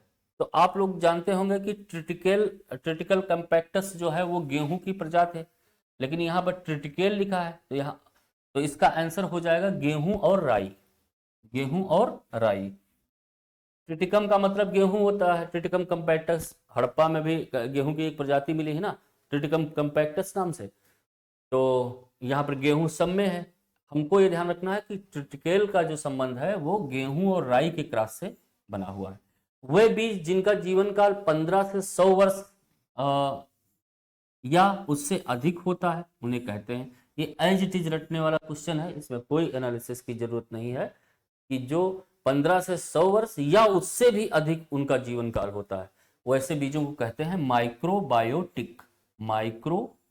माइक्रोबायोटिक याद रखेगा, माइक्रोबायोटिक मतलब 15 से 100 साल के ऊपर के बीज। फिर है फेलेरिस माइनर खरपतवार किस प्रकार की फसल से संबंधित है। फेलेरिस माइनर, तो यहां पर आप देखें फेलेरिस माइनर जो है, इस खरपतवार की चर्चा आए दिन पेपर्स में होती है, खास करके उन एरिया में, पश्चिम बंगाल है, यूपी के कुछ जिले ऐसे हैं जहां पर चावल की खेती अधिक होती है। तो चावल कहां से मिलता है हमको, धान से ही। तो फेलेरिस माइनर खरपतवार जो है वो धान से रिलेटेड है। अब अगला क्वेश्चन है, इसमें थोड़े से हो सकता है एनालिसिस की जरूरत है कि बाजरा में को चेरी और नेपियर घास से कौन सा विष मिलता है। चेरी और नेपियर घास, यानी चेरी और नेपियर घास कैसी होती है, सबसे पहली बात हम लोग जान लेते हैं, ये विषैली होती है। कौन सा विष मिलता है? ऑक्सलेट, ऑक्सलेट विष। हालांकि ऑक्सलेट जो है वो कई प्रकार की सब्जियों में भी पाया जाता है। आप लोग देखते होंगे जब गुर्दे में पथरी हो जाती है, किडनी में स्टोन हो जाता है आपके, तो आपसे कहा जाता है कि हरी सब्जियां इस तरह की कम खाइए, कुछ विशेष सब्जी आपको मना की जाती है क्योंकि उसमें ऑक्सलेट होता है। ऑक्सलेट जब हमारी आंत में पहुंचता है और कैल्शियम के साथ मिलता है तो कैल्शियम ऑक्सलेट बन जाता है, वही गुर्दे की पथरी कहलाती है। तो यहाँ पर ऑक्सलेट विष की बात की जा रही है कि बाजरा में चेरी और नेपियर घास से कौन सा विष मिलता है? ऑक्सलेट से। इसलिए आप देखते हो गुर्दे की पथरी के समय कई साग वगैरह आपको मना कर दिए जाते हैं खाने को डॉक्टर्स के द्वारा। फिर अगला क्वेश्चन बड़ा फेमस क्वेश्चन है कि नींबू का डाइबैक रोग संबंध होता है। डाइबैक रोग जो होता है नींबू में, वो तांबे की कमी के कारण होता है। नींबू में नींबू के पौधे में जब तांबे की कमी हो जाती है तो पत्तियां सूखने लगती हैं, बाद में टहनियां सूखने लगती हैं और लास्टली पूरा का पूरा पेड़ जो है वो सूख जाता है। तो तांबे की कमी के कारण यह डाइबैक होता है। ठीक है। आंवलों में कसैलापन का कारण क्या होता है? टैनिन। इसका आंसर आप लोग जानते हैं जो साइंस जिनका है। आंवले में कसैलापन, मिर्ची में तीखापन, गाजर का लालपन, टमाटर का लालपन, सेब का लालपन, लहसुन की गंध, ये सबसे एक क्वेश्चन जरूर रहता है। तो यहाँ पर जो आंवले में कसैलापन है वो किसके कारण होता है? टैनिन के कारण होता है। कैरोटीन, आप ये आंसर सही है। कैरोटीन आप जानते हैं गाजर में पाया जाता है। कैरोटीन एक विटामिन भी होती है जो नाखून और बालों में होती है। कैप्सेसिन आप फेमस है कि मिर्ची में जो तीखापन होता है वो। और सोलेनिन एक खनिज है। सोलेनिन एक खनिज है। अब अगला क्वेश्चन है, मस्तिष्क में भूख लगने की अनुभूति निम्नलिखित में किसके कारण होती है? भूख लगने की अनुभूति, ये क्वेश्चन कई बार आ चुका है। हाइपोथैलेमस। इस क्वेश्चन को इसलिए भी यहां पर दिया गया है कि हाइपोथैलेमस सिर्फ भूख की बात नहीं, भूख की जानकारी जब शरीर में किसी तत्व की जरूरत होती है तो वो भूख की जानकारी हाइपोथैलेमस जो है वो मस्तिष्क को देता है और आदमी कुछ खाने लगता है। तो हाइपोथैलेमस सिर्फ भूख की जानकारी नहीं देता मस्तिष्क को, भूख की भी देता है, प्यास की भी देता है, निद्रा की भी देता है और कई मनोदशाओं की ये जानकारी मस्तिष्क को भेजता है। तो भूख, प्यास, निद्रा सब की जानकारी मस्तिष्क को जो देता है उसको कहते हैं हम हाइपोथैलेमस ग्रंथि। फिर अगला है टिबियो फ्यूबुला। आप लोगों ने बहुत बार सुना होगा, इसको टिबिया यहाँ पे लिखा गया है। ठीक है। आप लोगों ने देखा होगा कि पैर में घुटने के नीचे दो हड्डी होती हैं, एक मोटी होती है और एक उसके बगल में, ठीक बगल में एक पतली हड्डी होती है। तो जो पतली हड्डी होती है उसको फ्यूबुला कहते हैं और जो मोटी हड्डी होती है उसको टिबिया कहते हैं। तो ये घुटने के नीचे, मतलब टांग में ही होता है, पैर में ही होती है, घुटने के नीचे वाला भाग। ये क्वेश्चन बहुत इंपॉर्टेंट है। लेड पेंसिल में निम्नलिखित किससे बनाया जाता है? पेंसिल में जो लेड होता है वो ग्रेफाइट से बनाया जाता है। ग्रेफाइट चट्टान भी होती है। निम्नलिखित में कौन सा भारी, चट्टान ही है ग्रेफाइट। निम्नलिखित में कौन सा सबसे भारी धात्विक तत्व है? ये क्वेश्चन अक्सर पूछा जाने वाला में से है, इसको भूलना नहीं है। जिनको, वैसे तो सब लोग इसको जानते होंगे, नहीं जानते हैं तो टिक कर लीजिए। ओस्मियम जो है वो सबसे भारी धात्विक तत्व है या सबसे भारी धातु है। जहां पर एनालिसिस की जरूरत नहीं है वहां पर हम ज्यादा एनालिसिस सोचते हैं ना करें। जैसे ये क्वेश्चन ऑप्टिकल फाइबर से एक क्वेश्चन रहता ही रहता है। ऑप्टिकल फाइबर से, तो ऑप्टिकल फाइबर किस सिद्धांत पे काम करता है? पूर्ण आंतरिक परावर्तन सिद्धांत पे काम करता है, टोटल रेडिएशन पे। ठीक है। टोटल रेडिएशन मतलब टोटल रेडिएशन जो होगा कहीं बाहर न जाकर के ऐसे से टोटल रेडिएशन का वो होता है। तो ऑप्टिकल फाइबर जो है वो पूर्ण आंतरिक परावर्तन पे काम करता है। पूर्ण आंतरिक परावर्तन का कोई और एग्जाम्पल आप जानते हैं? हीरे में जो चमक का कारण है वो पूर्ण आंतरिक परावर्तन है। मृग मरीचिका जो है वो पूर्ण आंतरिक परावर्तन है। ये सारी चीजें पूर्ण आंतरिक परावर्तन, पूर्ण आंतरिक परावर्तन से एक क्वेश्चन रहता है लगभग। फिर है, यदि कोई लड़की झूला झूल रही है और अचानक से उठ के खड़ी हो जाती है तो झूले का जो आवर्त काल है वो घटेगा या बढ़ेगा? तो आवर्त काल जो है उसका घट जाएगा। जब आप बैठे हैं तो आप लंबाई से पूरा जा आ रहे हैं और जब खड़े हो जाते हैं आप तो वो आवर्त काल जो है वो घट जाता है। समझ गए होंगे आप। हाइड्रोजन बम किस तकनीक पर काम करता है? अनियंत्रित परमाणु संचलन। कि हाइड्रोजन बम एक ऐसा होता है कि अच्छा, नियंत्रित परमाणु संलयन के बारे में आप जानते हैं, जैसे फास्ट ब्रीडर रिएक्टर, नाभिकीय संलयन का एग्जाम्पल आप जानते हैं जैसे सूर्य, और बम में जो होता है वो अनियंत्रित परमाणु संलयन होता है। ठीक है, इसका प्रभाव बड़ा व्यापक पड़ता है। बाकी इसके बारे में आप जानते हैं, इसकी ज़्यादा एनालिसिस करने की इसमें कोई ज़रूरत है नहीं। ये क्वेश्चन लेकिन आप याद रखिएगा कि हाइड्रोजन बम जो है वो अनियंत्रित परमाणु संलयन है। सीमेंट में जिप्सम मिलाने के पीछे तकनीक का कारण क्या है कि सीमेंट के जो जमने का समय है उसको बढ़ा देता है, देर में जमेगी। ठीक है, आप अपना काम कर सकते हैं।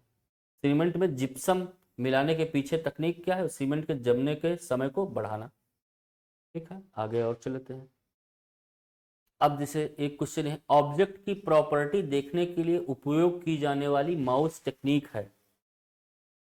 तो मान लिया जैसे आपको अपने लैपटॉप में या कंप्यूटर पर कुछ देखना है, किसी प्रॉपर्टी को, कोई ऑब्जेक्ट है, कोई वहां पे विषय है, उसको उसके अंदर आपको जा करके देखना है। तो आप क्या करते हैं कि ये आपका माउस है इस तरह से, तो आप यहाँ पर क्लिक करते हैं बार बार। तो ये किधर है, ये राइट है कि नहीं, राइट क्लिकिंग। तो ऑब्जेक्ट की प्रॉपर्टी देखने के लिए उपयोग की जाने वाली माउस टेक्निक क्या है, राइट क्लिकिंग। आप समझ गए होंगे, माउस में यहाँ पे आप दबा देते हैं राइट साइड में, तो राइट क्लिकिंग, इसमें कुछ नहीं है।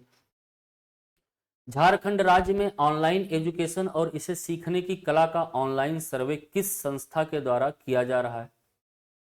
झारखंड में ऑनलाइन एजुकेशन को सरकार के द्वारा आगे बढ़ाने के लिए एनसीईआरटी के द्वारा जो है वो सर्वेक्षण किया जा रहा है। ये इंपॉर्टेंट क्वेश्चन है, तो आप याद रखिएगा कि एनसीईआरटी जो है वो सर्वेक्षण कर रही है झारखंड में ऑनलाइन एजुकेशन देने के लिए।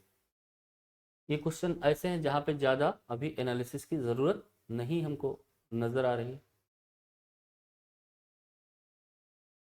हाथियों के हमले से यदि किसी व्यक्ति की मृत्यु हो जाती है तो राज्य सरकार उसको कितना मुआवजा देगी मृतक परिवार को, 4 लाख रुपया। हाथियों के लड़ने के कारण अगर कोई मर जाता है तो उसको राज्य सरकार 4 लाख उसके परिवार को मुआवजा देगी। अच्छा, गणतंत्र दिवस 2023 में दिल्ली परेड में कई बार झारखंड जो है वो पुराने 2020, 21, 22, 23 के भी क्वेश्चन पूछ सकता है। ठीक है, तो उनको भी ध्यान में रखना कि केवल 24 पर ही आपका ध्यान केंद्रित न रहे, थोड़ा सा बैक जाके देख लीजिए, क्योंकि 4 से 6 क्वेश्चन वहां से रहेगा ही रहेगा। 23 दिल्ली परेड में किस मंदिर की झांकी शामिल थी, बाबा धाम की। बाबा धाम आप जानते हैं देवघर में है, इसका वास्तविक नाम है वैद्यनाथ धाम, जो कि 12 ज्योतिर्लिंगों में से भगवान शिव का एक मंदिर है, और लाखों श्रद्धालु यहाँ घूमने जाते हैं। ठीक, गोड्डा के अडानी पावर प्लांट से कितने मेगावाट की बिजली का उत्पादन किया जा रहा है, ये थोड़ा सा इंपॉर्टेंट है कि अडानी पावर प्लांट जो है गोड्डा में, वो उसमें कितने मेगावाट की बिजली उत्पादन की जा रही। तो इसको एज इट इज याद कर लेना है, 800, इसमें कोई डिस्कशन नहीं, सीधा ये करना है। ठीक है,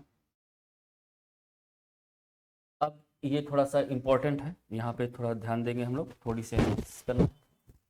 झारखंड में किसका चयन golden signature the great Indian women award, the great Indian women award जो है वो झारखंड की किन महिलाओं को दिया गया है। तो वो महिलाएं हैं डॉक्टर राजश्री जयंती और इंदु पारासर, दोनों को ये नाम याद रखिएगा, बहुत इंपॉर्टेंट, राजश्री जयंती और इंदु पारासर। कोरोना काल में इन्होंने संगीत के द्वारा देश की बहुत सेवा की है, और संगीत रूपी जो कल्चर है उसको आगे बढ़ाया है। कोरोना काल में इन्होंने लोगों को मानसिक शांति पहुंचाई है संगीत के माध्यम से, तो इसलिए ये दोनों इंपॉर्टेंट, इनको golden signature the great Indian woman award से सम्मानित किया गया है। तपोवन मंदिर कहाँ है, आप लोग इसमें कंफ्यूज मत होइएगा। तपोवन मंदिर एक तो सब, इसका जो आंसर है वो है देवघर।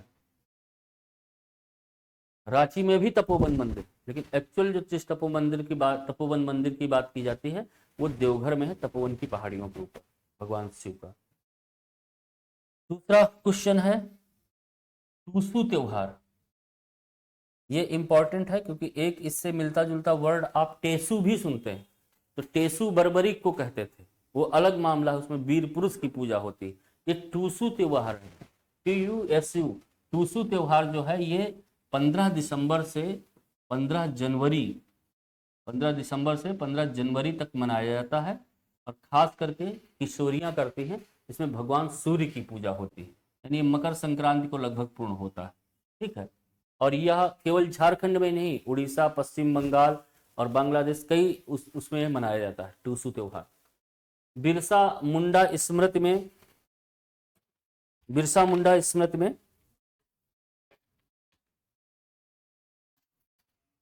बिरसा मुंडा स्मृति संग्रहालय कहाँ स्थित है?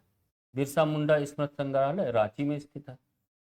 ये फेमस है और इसको सभी लोग, हमको लगता है, जो तैयारी कर रहे हैं जान रहे हैं। बिरसा मुंडा स्मृति संग्रहालय रांची में इंपॉर्टेंट है। झारखंड पार्टी का बिहार कांग्रेस में विलय किस वर्ष हुआ? झारखंड पार्टी का गठन 1949 में हुआ था, अलग झारखंड राज्य बनाने के लिए, और अलग झारखंड राज्य बन गया था, काफी लेट बना है। तो अलग झारखंड पार्टी का जो कांग्रेस में विलय हुआ था वो 1963 में हुआ था। झारखंड पार्टी का जो गठन है वो 1949 में हुआ था। इसके बारे में थोड़ी डिटेल आप और पढ़ लीजिएगा। ठीक है। जयपाल सिंह मुंडा इसके संस्थापक थे। जयपाल सिंह मुंडा, ये ध्यान रखिएगा, 1949 में झारखंड पार्टी का गठन हुआ था। अब जो क्वेश्चन है वो ज्यादा डिस्कशन वाले नहीं है, फिर भी जो जरूरी है। झारखंड का क्षेत्रफल देश के क्षेत्रफल का कितना % है? ये आपके टिप पे एकदम रटा होना चाहिए, 2.42%। ठीक है, इसमें कुछ एनालिसिस नहीं, ये आपको रटा ही होना चाहिए कि झारखंड का क्षेत्रफल देश के क्षेत्रफल का कितना है। ठीक है, कौन सा राज्य है, इसकी थोड़ी बहुत जनसंख्या, जनघनत्व और जो भी खास बातें हैं जनगणना को लेकर के या ज्योग्राफी को लेकर के, इसका अक्षांश देशांश, ये सारी चीजें इसके साथ ही आप जब पढ़िएगा तो अपने नोट्स में ऐड कर लीजिएगा, क्योंकि यहाँ से एक क्वेश्चन लगभग रहता है उसकी ज्योग्राफिकल सिचुएशन और उसकी जनसंख्या से कई बार। नेपाल से भारत की सीमा रेखा कितने किलोमीटर लगती है? 1751। तो भारत से जो विदेशी राज्यों की सीमा है उनको आप लोगों को कायदे से देख लेना, उसका फार्मूला है बचपन में MBA, ठीक, वो पढ़ लीजिएगा। और भारत नेपाल से सटे हुए भारत के कौन कौन से राज्य हैं इनको भी जानना जरूरी है। जैसे उत्तराखंड आपका हो गया, यूके, और उत्तर प्रदेश, बिहार,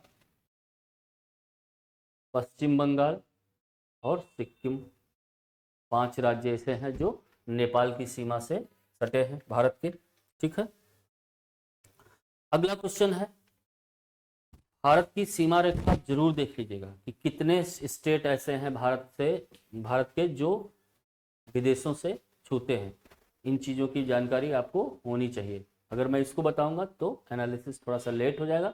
मैं चाहता हूं इस बहाने, इस क्वेश्चन के बहाने आप लोग उसको भी कर लें। निम्नलिखित में किस राज्य का तटीय क्षेत्रफल सबसे अधिक है? आप जानते हैं कि भारत का जो तट है उसमें 9 राज्य जो हैं वो 9 स्टेट समुद्र से टच करते हैं।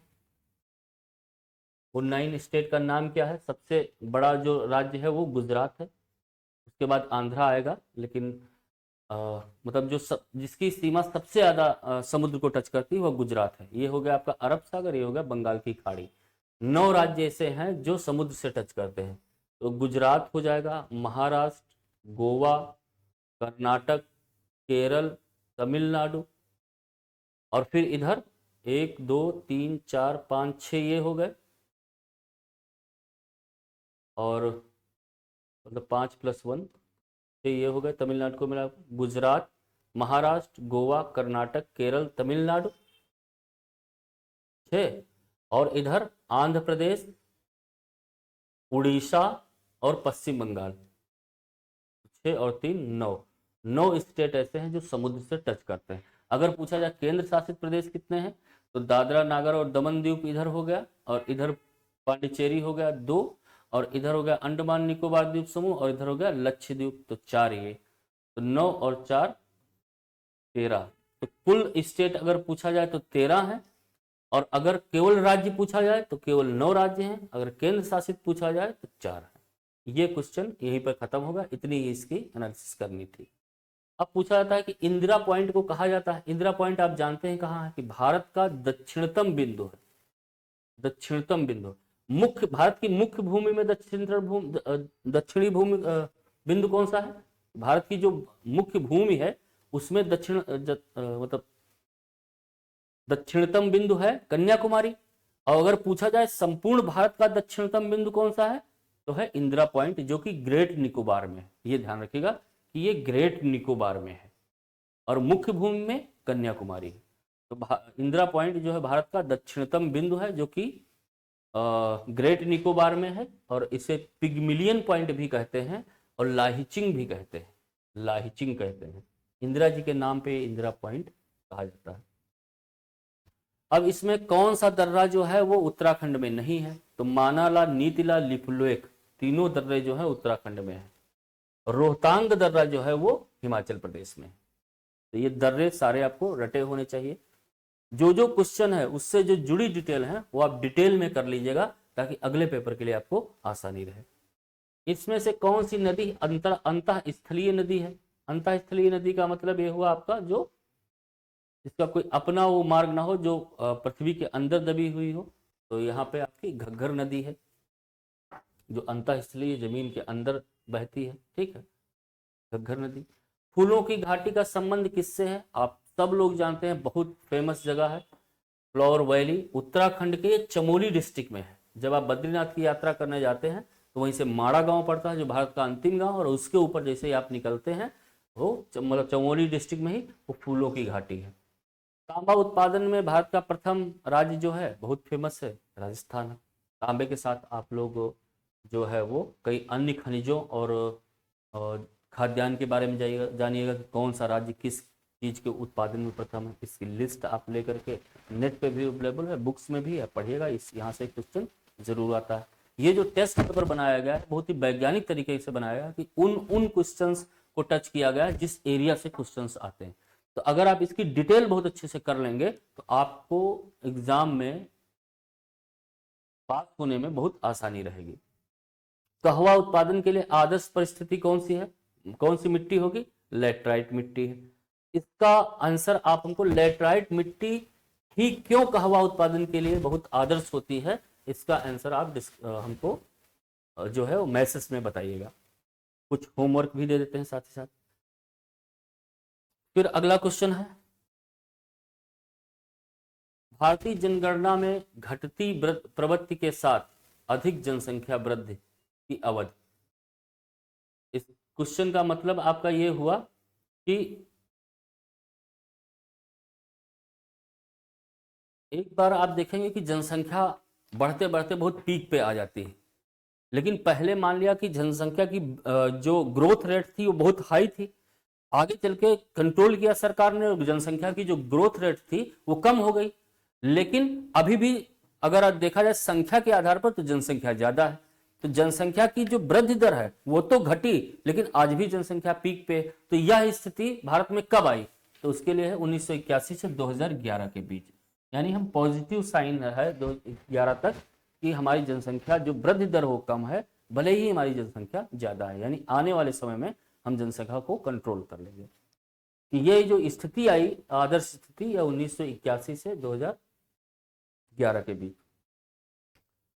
अब इनमें से किस केंद्र शासित प्रदेश में जनसंख्या घनत्व 2011 के अनुसार सबसे कम है? अंडमान निकोबार द्वीप समूह। अंडमान में जनसंख्या घनत्व कम है, दिल्ली केंद्र शासित प्रदेश में पूछ रहा है, और दिल्ली में सबसे ज्यादा होगी। अब जनसंख्या घनत्व को लेकर के राज्य और केंद्र शासित प्रदेश के बारे में आप लोग एक लिस्ट जरूर बनाइए। अब है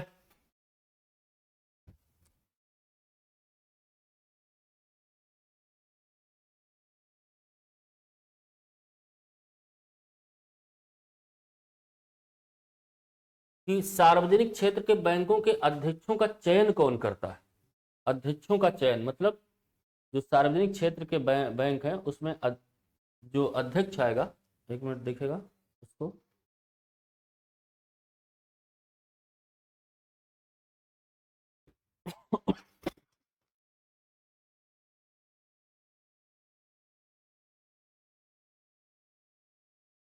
सार्वजनिक क्षेत्र की जो बैंकें हैं तो उसमें उनमें अध्यक्ष का चयन कौन करता है? तो एक बना था bank board bureau. Bank board bureau जो है ये 2016 में आया था। रघुराम जी राजन उस समय रिजर्व बैंक में थे, और एक पीजे नायक के नेतृत्व में एक समिति गठित हुई थी। पीजे नायक मूवी आप लोगों ने देखी है। पीजे नायक वो नायक नहीं थे, पीजे नायक हैं, अर्थशास्त्री थे। इनके नेतृत्व में एक समिति गठित हुई थी। उस समिति ने सिफारिश की थी कि एक बैंक बोर्ड ब्यूरो बने, और वह ब्यूरो जो है सरकार को सलाह दे कि इस आदमी को अध्यक्ष बनाया जाए। तो जो सार्वजनिक क्षेत्र के बैंक हैं उनके अध्यक्षों का जो चयन करता है वो बैंक बोर्ड ब्यूरो करता है। ठीक। भारत में किसी वाणिज्यिक बैंक की संपत्ति में क्या शामिल नहीं है? भारत में जो वाणिज्यिक बैंक है, कमर्शियल बैंक जैसे स्टेट बैंक वगैरह, तो इनकी जो परिसंपत्तियां हैं उसमें क्या शामिल नहीं है? तो इसका आंसर हो जाएगा जमा। कैसे? क्योंकि जमा हुआ धन है जो ग्राहक, जैसे हमने बैंक में, स्टेट बैंक में हम गए अपना जमा किया, तो उसकी देनदारी तो बैंक पे रहेगी कि कभी भी हम ले सकते हैं, मांग सकते हैं कि हमारा पैसा हमको वापस दे दीजिए। तो चूंकि उसकी बैंक की देनदारी रहती है ग्राहक को कि हमारे पास इसका रुपया रखा, हमको इसको देना है, तो देनदारी होने के कारण यह बैंक की जो है परिसंपत्ति में काउंट नहीं होता। बाकी अग्रिम निवेश, मांग तथा अल्प सूचना बैंक की परिसंपत्ति में शामिल होते हैं। बस इसमें इतना ही समझना। प्रधानमंत्री आवास योजना के तहत सभी के लिए आवास का लक्ष्य वर्ष अब तो हो जाएगा, था 2022 था। ठीक है, और अब इसको बढ़ाकर कर दिया गया है 31 दिसंबर 2024। हालांकि यह योजना प्रधानमंत्री आवास योजना भारत सरकार की सबसे सफल योजनाओं में से एक है। अभी के दौर में 5 करोड़ आवास की बात जो है चल रही, 2 करोड़ अतिरिक्त आवास की बात की गई है। अभी का जो अंतरिम बजट है जो श्री निर्मला सीतारमन जी ने पेश किया है, उसमें पीएम आवास की चर्चा भी की गई है। ठीक है, प्रधानमंत्री आवास के तहत सभी के लिए आवास का जो लक्ष्य था वो 2022 था। आर्थिक सर्वेक्षण 2022-23 के अनुसार देश के कार्यबल का कितना प्रतिशत, वर्किंग का कितना प्रतिशत कृषि और संबद्ध क्षेत्र की गतिविधियों में लगा हुआ है? 54%। पहले यह काफी ज्यादा हुआ करता था, अब कम हुआ। यानी लोग खेती में जो है, खेती और खेती से जो जुड़ी चीजें हैं उसमें लोग कम हो रहे हैं। यानी लोग जो है वो अब द्वितीयक और तृतीयक सेक्टर की तरफ जा रहे हैं, यानी व्यापार हो रहे हैं। पॉजिटिव साइड को जब कृषि जो है वो उस कृषि में ज़्यादा इन्वेस्टमेंट होगा और कई तरह की तकनीक यूज होंगी और कृषि जो है वो फायदे का सौदा हो जाएगा, तो यह परसेंटेज और बढ़ेगा। तो अभी कृषि और संबद्ध गतिविधियों में जो लगा हुआ कार्यबल है, श्रम बल है, वो 54.6% है। इसको एज इट इज याद रखना है आपको। ठीक है,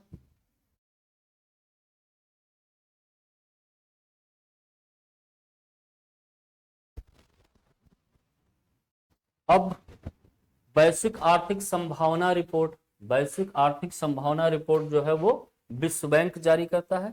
ये एज इट इज क्वेश्चन है, इसको एज इट इज याद कर लीजिए। वैश्विक आर्थिक संभावना रिपोर्ट विश्व बैंक जारी करता है। बस इसमें कंफ्यूज नहीं होइएगा कि WTO जारी करेगा या कौन जारी, इसमें सीधे सीधे विश्व बैंक याद रखेगा। वैश्विक आर्थिक संभावना रिपोर्ट। अब अगला क्वेश्चन काफी फेमस है, आजकल भी 2024 में भी ये फेमस है काफी, कि ग्रीन बॉक्स का संबंध निम्नलिखित में किसमें है? आप देख लीजिए कि 3 तरह के बॉक्स की चर्चा की गई है, ग्रीन बॉक्स, एम्बर बॉक्स और रेड बॉक्स। तो सब्सिडी को भी बेस मान करके इन तीनों बॉक्सों की चर्चा की गई। कहा ऐसी सब्सिडी जिसको देने से व्यापार पर कोई नकारात्मक असर न पड़ता हो, वह सब्सिडी ग्रीन बॉक्स में रखी जाएगी, यानी उसको हरी झंडी, ऐसी सब्सिडी आप दे सकते हैं। तो कृषि पे जो सब्सिडी दी जाती है उस सब्सिडी को हम ग्रीन बॉक्स सब्सिडी कहते हैं। और ऐसी सब्सिडी जिसको देने से व्यापार पे कोई नकारात्मक असर पड़े, वो रेड बॉक्स में रखी जाएगी, यानी ऐसी सब्सिडी आप नहीं दे सकते। और एम्बर बॉक्स होता है, एम्बर बॉक्स में वो सब्सिडी रखी जाती है जिनको देने से, मतलब जिनके ऊपर हमारा मध्यम अप्रोच हो, कि ज्यादा नुकसान भी नहीं और ज्यादा फायदा नहीं, यानी इसको सोच समझ के देनी, तो वो सब्सिडी एम्बर बॉक्स में रखी जाती है। तो WTO की साइट पे चले जाइएगा और ग्रीन बॉक्स, एम्बर बॉक्स और रेड बॉक्स के बारे में पढ़िएगा। और आज का जो न्यूनतम समर्थन मूल्य MSP को लेकर के जो किसान आंदोलन कर रहे हैं, सरकार पे जो दबाव है, अगर न्यूनतम समर्थन मूल्य बढ़ाती है तो विश्व जो व्यापार संगठन है उसका दबाव भारत पर पड़ेगा, क्योंकि न्यूनतम समर्थन मूल्य बढ़ाना जो है वो रेड बॉक्स के अंतर्गत आएगा। तो इसके बारे में आप डिटेल में जानिएगा, क्योंकि ये मेंस के लिए इंपॉर्टेंट क्वेश्चन इस बार के लिए हो सकता है, और फिर हम लोग इस पर और डिटेल में बात कर लेंगे कभी। फिलहाल ग्रीन बॉक्स, एम्बर बॉक्स, और इसमें हमने टिक नहीं किया ना, कृषि सब्सिडी। ग्रीन बॉक्स का संबंध जो है वो कृषि सब्सिडी। अगला क्वेश्चन,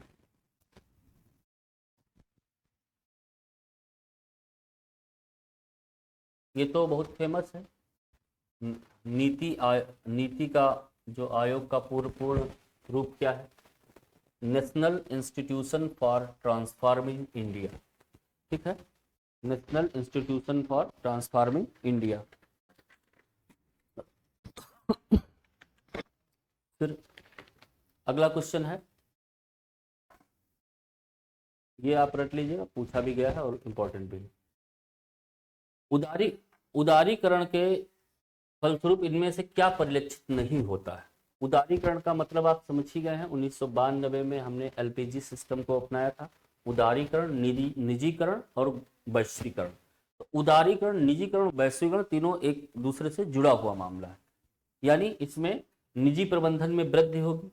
ठीक है, तो ये बात सही है कि निजी प्रबंधन को बढ़ावा दिया गया, कि जो समाज के संपन्न वर्ग हैं वो देश हित में व्यवस्था को संभाले। जैसे मान लिया रेलवे का कुछ पार्ट दे दिया गया या कोई मैन्युफैक्चरिंग को दे दिया गया, तो वो लोग जो इंडस्ट्रियलिस्ट हैं वो विदेशों से जा करके टेक्नोलॉजी लाएंगे। भाई वो चाहेंगे कि हमारा फायदा हो, इसलिए वो नई नई टेक्नोलॉजी सारी चीज लाएंगे।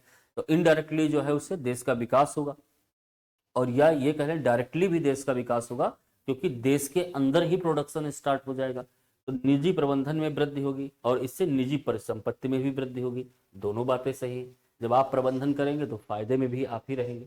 निजी परिसंपत्ति में वृद्धि होगी, राष्ट्रीयकरण में भी वृद्धि होगी। अब राष्ट्रीयकरण में भी कैसे वृद्धि होगी कि जब उदारीकरण आएगा तो नियमों में थोड़ा सा सरल किया जाएगा, लाल फीताशाही को कम किया जाएगा, एक दूसरे से कम्युनिकेशन बढ़ेगा और इससे राष्ट्रवाद की प्रक्रिया आगे बढ़ेगी। तो ये तीनों सही हैं। जो सही नहीं है वो ये है विनिवेश की प्रक्रिया।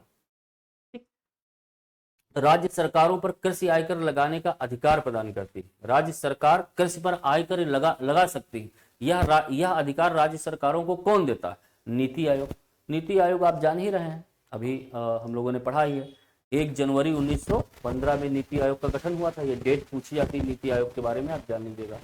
1 जनवरी 2015 में नीति आयोग गठन हुआ था। पहले इसका नाम योजना आयोग था।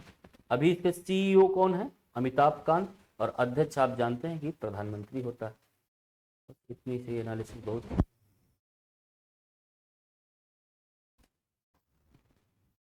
भारतीय खाद्य निगम के लिए खाद्यान्नों की लागत में शामिल है। खाद्यान्न की जब हम लागत निकालेंगे कि खाद्यान्नों की लागत क्या होगी भारतीय खाद्य निगम के लिए, तो उसमें किन किन मदों को हम जोड़ेंगे? तो ये उपरोक्त सभी, न्यूनतम समर्थन मूल्य, किसानों को भुगतान किया जाने वाला बोनस और PDS, सारी चीजों को, वितरण की क्या अवस्था, उन सारी चीजों को हम जोड़ करके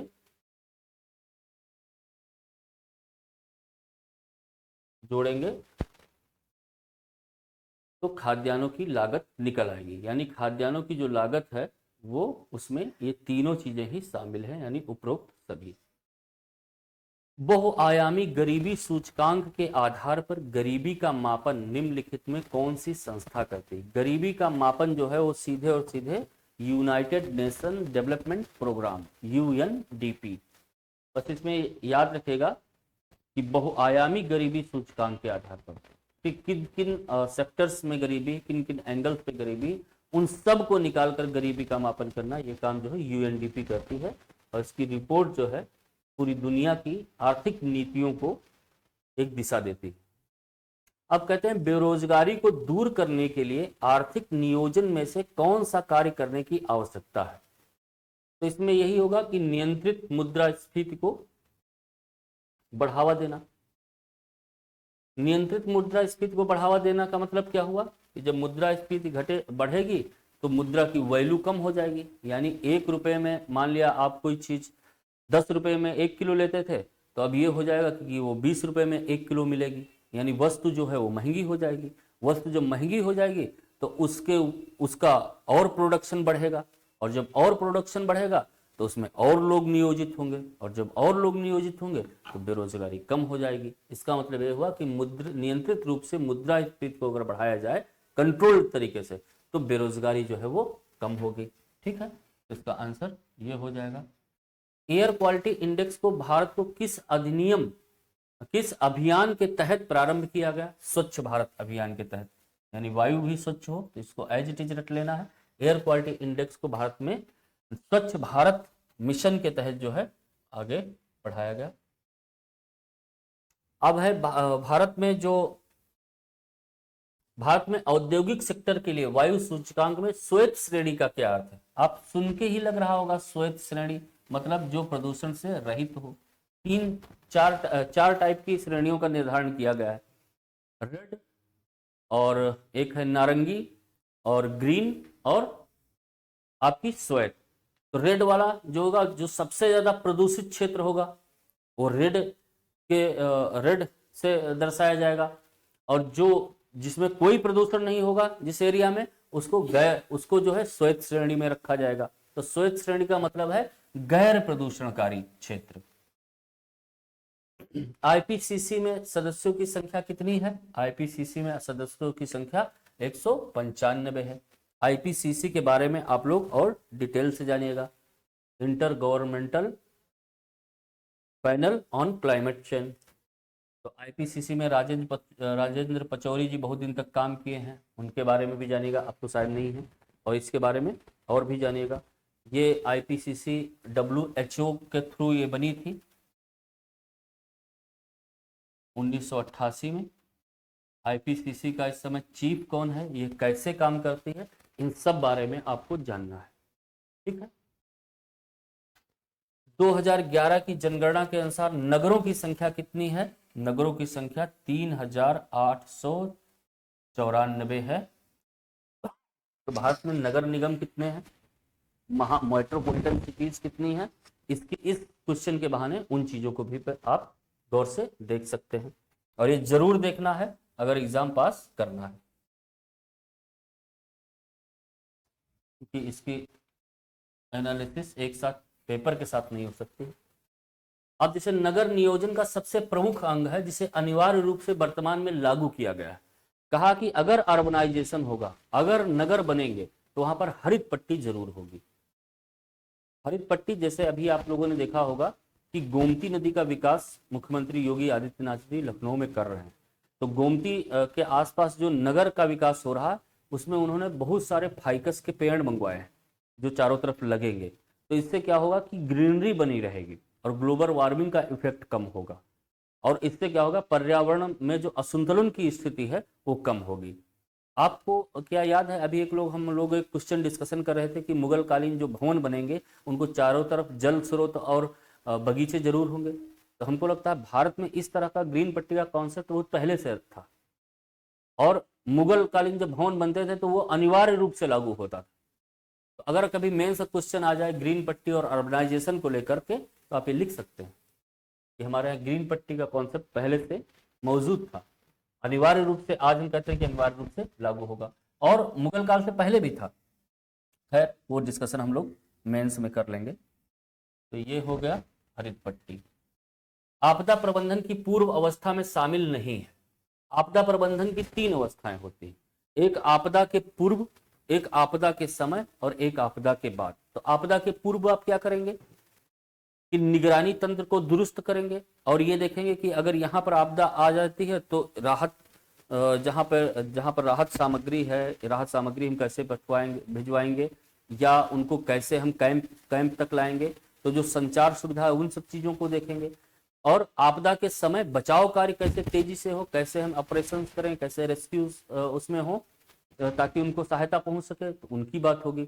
और आपदा के बाद क्या होता है कि उनका पुनर्वास, कि जैसे उनके घर उजड़ गए हैं, मानसिक रूप से परेशान है, तो उनका कैसे पुनर्वास किया जाए। तो आपदा प्रबंधन की जो बाद की अवस्था है, पूर्व की बाद की अवस्था है, उसमें पुनर्वास, पूर्व की अवस्था में पुनर्वास जो है वो शामिल नहीं है। ठीक है, मेरा अंदाजा ये समझ गए होंगे। अब बस थोड़ी देर के लिए पेपर बचा है, मैं एनालिसिस करने, वैसे पेपर मैं 45 या 30 मिनट में भी करवा देता, लेकिन आपके हित को देखते हुए मैंने इसकी समय सीमा को थोड़ा बढ़ा दिया है। आप लोग चाहो तो स्पीड, अगर बहुत कीमती समय हो इससे भी जरूरी, स्पीड तेज करके 2 बार में सुन लीजिए। अगला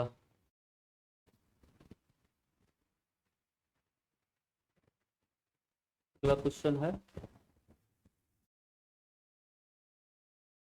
इससे पढ़ देते हैं।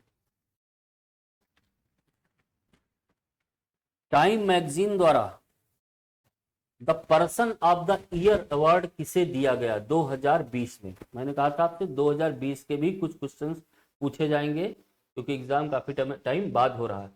तो जो बाइडेन को दिया गया, जो बाइडेन कौन है, अमेरिका के राष्ट्रपति हैं, और कमला हैरिस कौन है, उपराष्ट्रपति हैं। ये भारत अफ्रीकी मूल की है कमला हैरिस जी, और प्रथम उपराष्ट्रपति हैं। और इनके बारे में, कमला हैरिस के बारे में एक चीज ध्यान रखना है कि ये कैलिफोर्निया से सीनेटर सांसद बनी। कैलिफोर्निया से इन्होंने चुनाव लड़ा था, कैलिफोर्निया से ये सीनेटर है कमला हैरिस, और भारत अफ्रीकी मूल की है, और उपराष्ट्रपति। और जो बाइडेन के बारे में आप जानते हैं कि अमेरिका के ये 46वें राष्ट्रपति। तो इनको पर्सन ऑफ द ईयर पुरस्कार, पर्सन ऑफ द ईयर चुना गया है टाइम मैगजीन में। भौतिक विज्ञान का नोबेल 2020 में किस खोज के लिए दिया गया था, ब्लैक होल के लिए, ब्लैक होल पर रिसर्च के लिए 2020 में नोबेल पुरस्कार दिया गया था। किनको मिला था ये जानना है। 2000 आपका जो 23 में वो नोबेल भौतिक नोबेल किसको दिया गया कि परमाणुओं के बीच, परमाणुओं और अणुओं में इलेक्ट्रॉनों का की दुनिया, परमाणु और अणुओं में जो इलेक्ट्रॉन्स होते हैं, इलेक्ट्रॉन प्रोटॉन न्यूट्रॉन होते हैं ना किसी भी परमाणु में, तो परमाणुओं की दुनिया में या अणुओं की दुनिया में, परमाणुओं या अणुओं में जो इलेक्ट्रॉन होते हैं उन पर रिसर्च हुआ है 2023 में, वहां पे हमको भौतिकी का नोबेल मिला। तो आपको 2020 का भी नोबेल जानना है, 2023 का भी नोबेल पुरस्कार जानना है और किसे मिला है ये। अब है आपका शीतकालीन ओलंपिक 2020 का आयोजन कहां किया जाएगा, बीजिंग। बीजिंग आप जान ही रहे हैं, कुछ डायरेक्ट रखने वाला है कि बीजिंग में जो है वो शीतकालीन ओलंपिक होगा। सैयद मुश्ताक अली ट्रॉफी का संबंध जो है किससे है, सभी लोग, आप सब लोग जानते हैं कि सैयद मुश्ताक अली वो व्यक्ति हैं जिन्होंने विदेश में जाकर के टेस्ट खेला और टेस्ट में इन्होंने शतक बनाया क्रिकेट में। सैयद मुश्ताक अली, ये क्रिकेट मतलब 1936 में इन्होंने इंग्लैंड में बनाया था टेस्ट में पहला शतक। भारतीयों के द्वारा विदेश की धरती पर पहला शतक बनाने वाला व्यक्ति सैयद मुश्ताक अली था। ठीक, क्रिकेट खेलते थे, नॉर्मल सी बात है। संयुक्त राष्ट्र महासचिव की नियुक्ति किसकी सिफारिश पर की जाती है। संयुक्त राष्ट्र जो महासचिव होता है उसकी नियुक्ति जो है वो सुरक्षा परिषद के आधार पर की जाती है, सुरक्षा परिषद की सिफारिश पर। ये क्वेश्चन बहुत इंपॉर्टेंट है। वर्तमान सुरक्षा परिषद में कितने सदस्य हैं, कौन से स्थायी सदस्य हैं, कौन से अस्थायी सदस्य हैं, इनको जानना बहुत जरूरी है, क्योंकि भारत लगातार जो है स्थायी सदस्यों पर क्वेश्चन उठा रहा है कि इसकी संख्या और बढ़ाई जाए। आजकल के पेपर में भी एस जयशंकर जी ने जो है इस पर उंगली उठाई है कि संयुक्त राष्ट्र के जो संयुक्त राष्ट्र सुरक्षा परिषद है उसमें सुधार की जरूरत है। संयुक्त राष्ट्र सुरक्षा परिषद जिसको चाहेगी वही संयुक्त राष्ट्र महासचिव बनेगा। सोचो इसकी इतनी पावर होता है, इसमें सिर्फ 5 लोग बैठे हुए, उन 5 लोगों का नाम क्या है आप हमको मैसेज कीजिएगा। ठीक है, संयुक्त राष्ट्र उप महासचिव वर्तमान में से कौन है, अमीना मोहम्मद। ठीक, अमीना मोहम्मद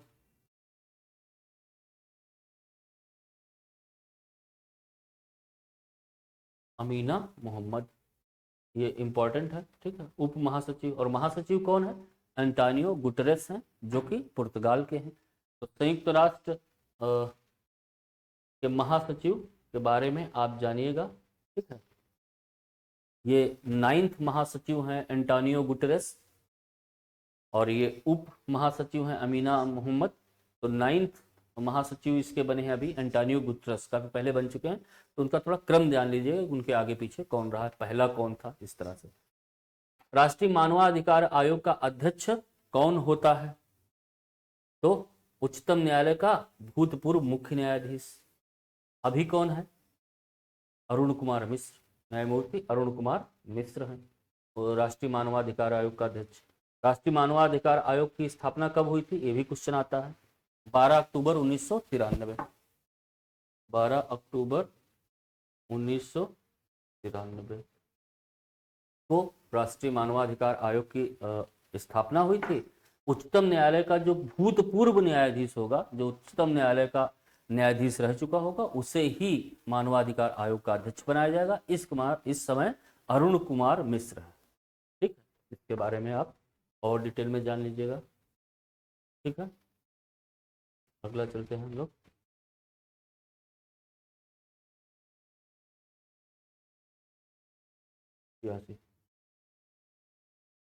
हाल में ही विश्व का सबसे बड़ा डायमंड ऑफिस, विश्व का सबसे बड़ा डायमंड ऑफिस, बहुत इंपॉर्टेंट क्वेश्चन है, सूरत में स्थापित किया गया है, भारत में। निर्वाचन आयोग ने हाल ही में किस राज्य के परिसीमन का प्रस्ताव किया है? बहुत इंपॉर्टेंट क्वेश्चन है, याद रखिएगा, असम। परिसीमन का मतलब होता है निर्वाचन क्षेत्र की सीमा को तय करना, ठीक है। तो अभी 2026 तक की बात थी कि कोई नया परिसीमन नहीं होगा। आसाम का परिसीमन जो है अभी किया गया है, का प्रस्ताव तैयार किया गया कि आसाम का परिसीमन करना होगा। अभी तक जो भारत में 4 बार परिसीमन हुआ है, 1952, 1963 और 1973। 1952, 1900 लगा लेना, 52, 63, 73 और 2002, 1919। अभी तक 4 बार परिसीमन हुआ है। उसके बाद अब 26 के बाद होगा परिसीमन, यानी इसमें निर्वाचन क्षेत्र की सीमाएं तय की जाएगी। जैसे पहले जनसंख्या कम थी तो बड़े बड़े निर्वाचन क्षेत्र थे, अब जनसंख्या का घनत्व ज्यादा बढ़ रहा तो छोटे छोटे निर्वाचन किए जाएंगे, ताकि आसानी से लोग पहुंच सके, आसानी से उस क्षेत्र का प्रतिनिधित्व हो। तो परिसीमन जो है वो कहीं ना कहीं लोकतंत्र की मूल धारणा या सबके प्रतिनिधित्व की भावना पर आधारित होता है। ये मेंस का क्वेश्चन आएगा तो इस पे आपको लिखना होगा, और इस बार के लिए इंपॉर्टेंट भी। आप फिर अगला क्वेश्चन है, ऑपरेशन कावेरी की शुरुआत क्यों की गई थी? ऑपरेशन कावेरी काफी फेमस रहा था कि सूडान में भारतीय नागरिकों को निकालने के लिए की गई थी।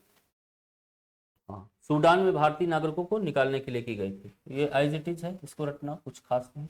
ऑपरेशन गंगा की शुरुआत आप लोग जानते हैं कि यूक्रेन में जो भारतीय नागरिक फंसे हुए थे उनको निकालने के लिए ऑपरेशन गंगा की शुरुआत हुई थी। ये दोनों ऑपरेशन वायुसेना के ऑपरेशन, ठीक है। अगला क्वेश्चन आप लोगों ने टिक कर लिया है, ऑपरेशन कावेरी सूडान और ऑपरेशन गंगा यूक्रेन, ठीक है। फिर है बिम्स्टेक की बैठक हाल में ही कहां आयोजित की गई? तो बिम्स्टेक की जो बैठक है हाल में ही बैंकॉक में आयोजित की गई। बिम्स्टेक में कितने सदस्य हैं? तो आप जानते हैं, ये हो गया बांग्लादेश, आई से इंडिया, एम से म्यांमार, एस से श्रीलंका, ठीक है, टी से थाईलैंड, और यहां पर ईसी जो है इसको आप समझ लीजिए नेपाल और भूटान। पहले इसमें नेपाल भूटान नहीं थे तो ये इतना ही नाम हुआ करता था, अभी इसका नाम बदल दिया गया है। लेकिन इसके सदस्यों को याद करने का सबसे सही तरीका जो क्या है, बांग्लादेश, आई से इंडिया, एम से म्यांमार, एस से श्रीलंका, टी से थाईलैंड, और ईसी से आप समझ लीजिएगा कि नेपाल और भूटान। और इसका अब जो नाम है तो bay of Bengal initiative for multi sectoral technological and economic corporation. तो बिम्स्टेक के बारे में आप लोग और डिटेल में जान लीजिएगा। बिम्स्टेक की स्थापना जो है वो 1997 में हुई थी। 3-4 पॉइंट हमने बता दिए हैं। इसका फुल फॉर्म आपको जानना है, एक बार मैंने बता दिया है, आप और उसको कायदे से देख के लिख लीजिएगा। और इसके सदस्य संख्या आपको हमने बता दिया है, 7 मेंबर जो हैं, और इसमें 7 वर्ड भी हैं। उन वर्ड से आप रट सकते हैं, बस नेपाल भूटान को आपको अलग से रटना होगा।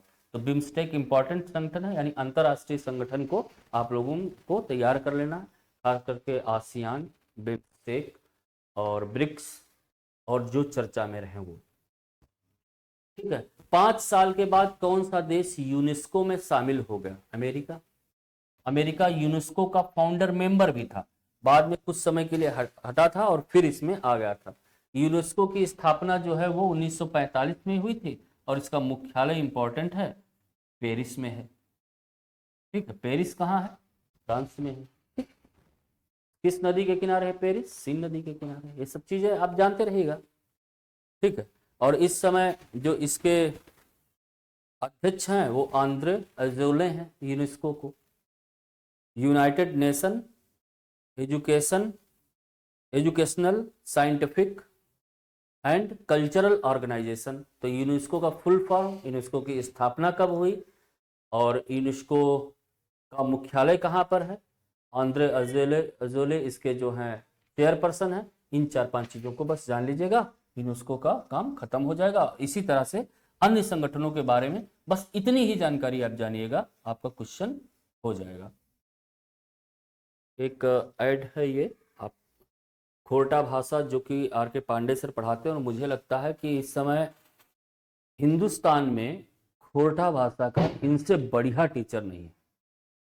नॉलेज तो आप कहीं से भी ले सकते हैं, लेकिन इनके जो पढ़ाने का तरीका है, एक्चुअली मुझे भी खोरठा नहीं आती, लेकिन फिर भी जब मैं कई बार सर की क्लास देखता हूँ तो मुझे भी थोड़ा समझ में आती है खोरठा। तो खोरठा भाषा का एग्ज़ाम में बहुत ज़्यादा वेटेज है। अगर आपकी अच्छी तैयार हो जाती तो आपको अच्छे अंक मिलते हैं। तो आप लोग इस पे इस साइट को देख करके इससे कांटेक्ट कर सकते हैं और पढ़ सकते हैं, देख सकते हैं एक आधी क्लास की आपको कैसी लगती है। वैसे मेरी गारंटी है कि इससे बढ़िया क्लास अभी नहीं है हिंदुस्तान में। फिर है अगला क्वेश्चन, इंटर सोलर यूरोपा 2023 का प्रदर्शन कहां किया गया? ठीक है, तो इंटर यूरोपा का जो प्रदर्शन है वो आपका हमेशा म्यूनिख में ही होता है। ठीक है, और म्यूनिख जो है वो आपका ये जर्मनी। ठीक है, तो इंटर यूरोपा 2023 पूछा जाए, 22 पूछा जाए, कुछ भी पूछा जाए, आपका आंसर म्यूनिख ही होगा। इससे जो क्वेश्चन रिलेटेड होगा, इसमें इस बार हमारे यहाँ से इरडा गई थी इसमें, इस प्रदर्शन में भाग लेने के लिए। तो भारत में इरडा के बारे में जानकारी ले लीजिएगा कि इरडा जिसे 1987 में एक गैर वित्तीय संस्थान है, 1987 में बना था। हाँ, 1987 में इरडा बना था। ठीक है, इरडा के बारे में आप और जानकारी लीजिएगा कि ये कैसे काम करता है, और ये इंटर यूरोपा समिट में गया हुआ था। अटलांटिक घोषणा किन 2 देशों के बीच में हुई है? तो अमेरिका और ब्रिटेन के बीच में हुई है। अगर यहाँ पर ब्रिटेन न लिखे और लिख दे यूके तो वो भी सही होगा।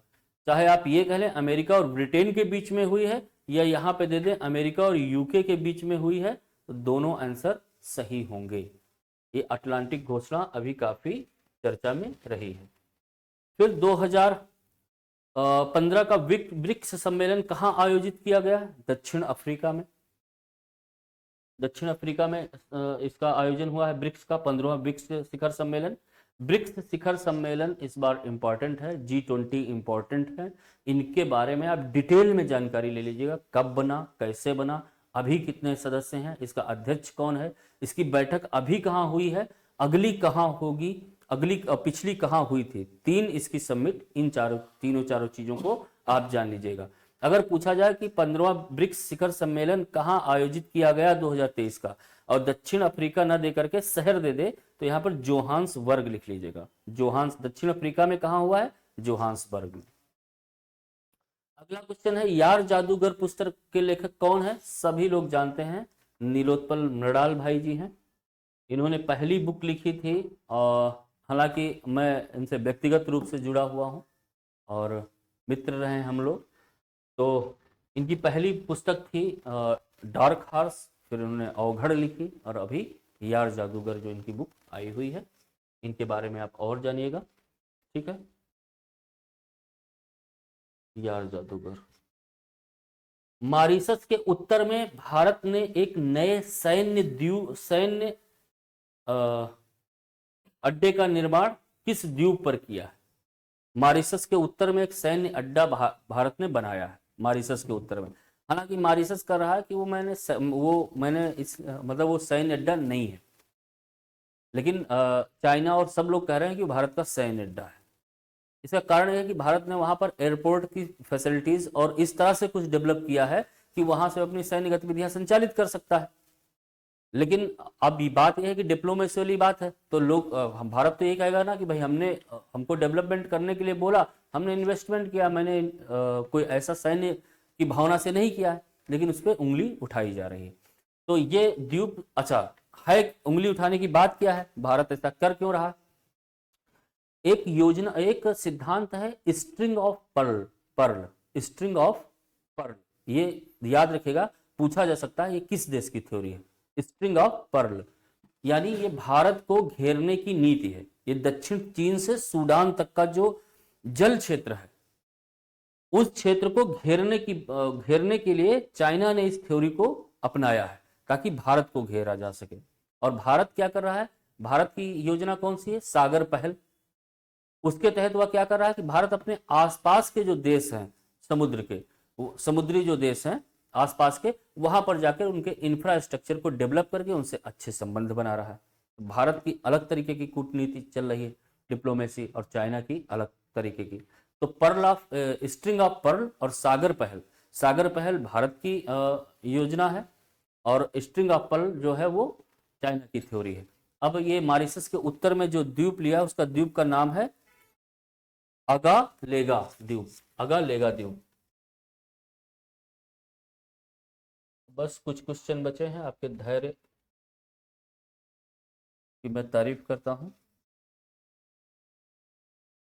ठीक है, अगालेगा द्वीप बहुत इंपॉर्टेंट है, याद रखिएगा। स्ट्रिंग ऑफ पर्ल और सागर पहल भारत की योजना का भी ध्यान रखिएगा। सारथी पोर्टल का निर्माण क्यों किया गया है? सारथी पोर्टल का निर्माण जो है वो कानपुर यूनिवर्सिटी और भारत सरकार ने मिलकर किया है कि छात्रों के लिए, ताकि वो आईआईटी नीट वगैरह की परीक्षाओं को जो है ऑनलाइन, उसके कोर्स की ऑनलाइन तैयारी कर सके। जलवायु परिवर्तन 2023 में भारत का स्थान कौन सा था? 8वां था। पहले 3 में कोई नहीं आया था, उसके बाद स्वीडन आया था, 8वें नंबर पर भारत आया था। ये बहुत ही काबिल तारीफ बात थी। और 2024 में अगर स्थान पूछा जाएगा तो कैसा हो जाएगा? 7वां। ठीक, आप 2023-24 सबका स्थान भारत का जलवायु परिवर्तन प्रदर्शन सूचकांक को ध्यान में रखेगा। अगला क्वेश्चन बहुत इंपॉर्टेंट है, तो पहले 100वां कर लेते हैं, फिर आपको 99 कराते हैं। ठीक है, विश्व उड़िया भाषा सम्मेलन कहाँ हुआ? भुवनेश्वर। भुवनेश्वर किस नदी के किनारे है? आप लोग कमेंट में करके बताएंगे। ठीक है, विश्व उड़िया भाषा सम्मेलन यहाँ। अब हम लोग देखते हैं 99 वाला। ये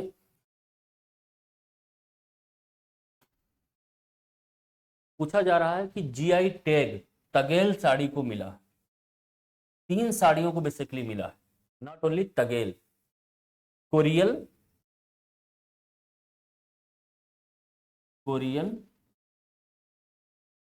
और गराड़। पहली बात तो जान लो कि जियोग्राफिकल इंडिकेशंस का मतलब ये होता है कि ये 10 साल के लिए किसी भी उत्पाद को दिया। जीआई टैग कितने सालों के लिए दिया जाता है? 10 साल के लिए दिया जाता है। और किसी भी उत्पाद को उसकी क्षेत्रीय पहचान और उसके संरक्षण के लिए दिया जाता है। पश्चिम बंगाल की 3 साड़ियों को, तगेल, कोरियल और गराड़, इन तीनों को जीआई टैग प्रदान किया गया है। तगेल साड़ी चर्चा में इसलिए हो गई कि तगेल साड़ी ढाका में भी बनती, और बांग्लादेश का भी उस पर अधिकार है, और यहाँ जीआई टैग दे दिया गया है पश्चिम बंगाल की साड़ी को। इसमें बांग्लादेशी कुछ ऑब्जेक्शन दे रहे हैं कि ये हमारा प्रोडक्ट। ये चीज ध्यान रखिएगा कि तगेल, कोरियल और गराड़ तीनों साड़ी को जो है वो जीआई टैग मिला हुआ। इसी के साथ 100 क्वेश्चन पूरे होते हैं। आप लोग इसको कई बार रिवाइज कर लीजिएगा, इससे जुड़ी हुई डिटेल आप लोग एक छोटा मोटा नोट्स साथ साथ बनाते चलिए ताकि आपको एग्जाम में फ़ायदा हो। ठीक है, thank you, all the best, फिर नेक्स्ट पे मिलते हैं।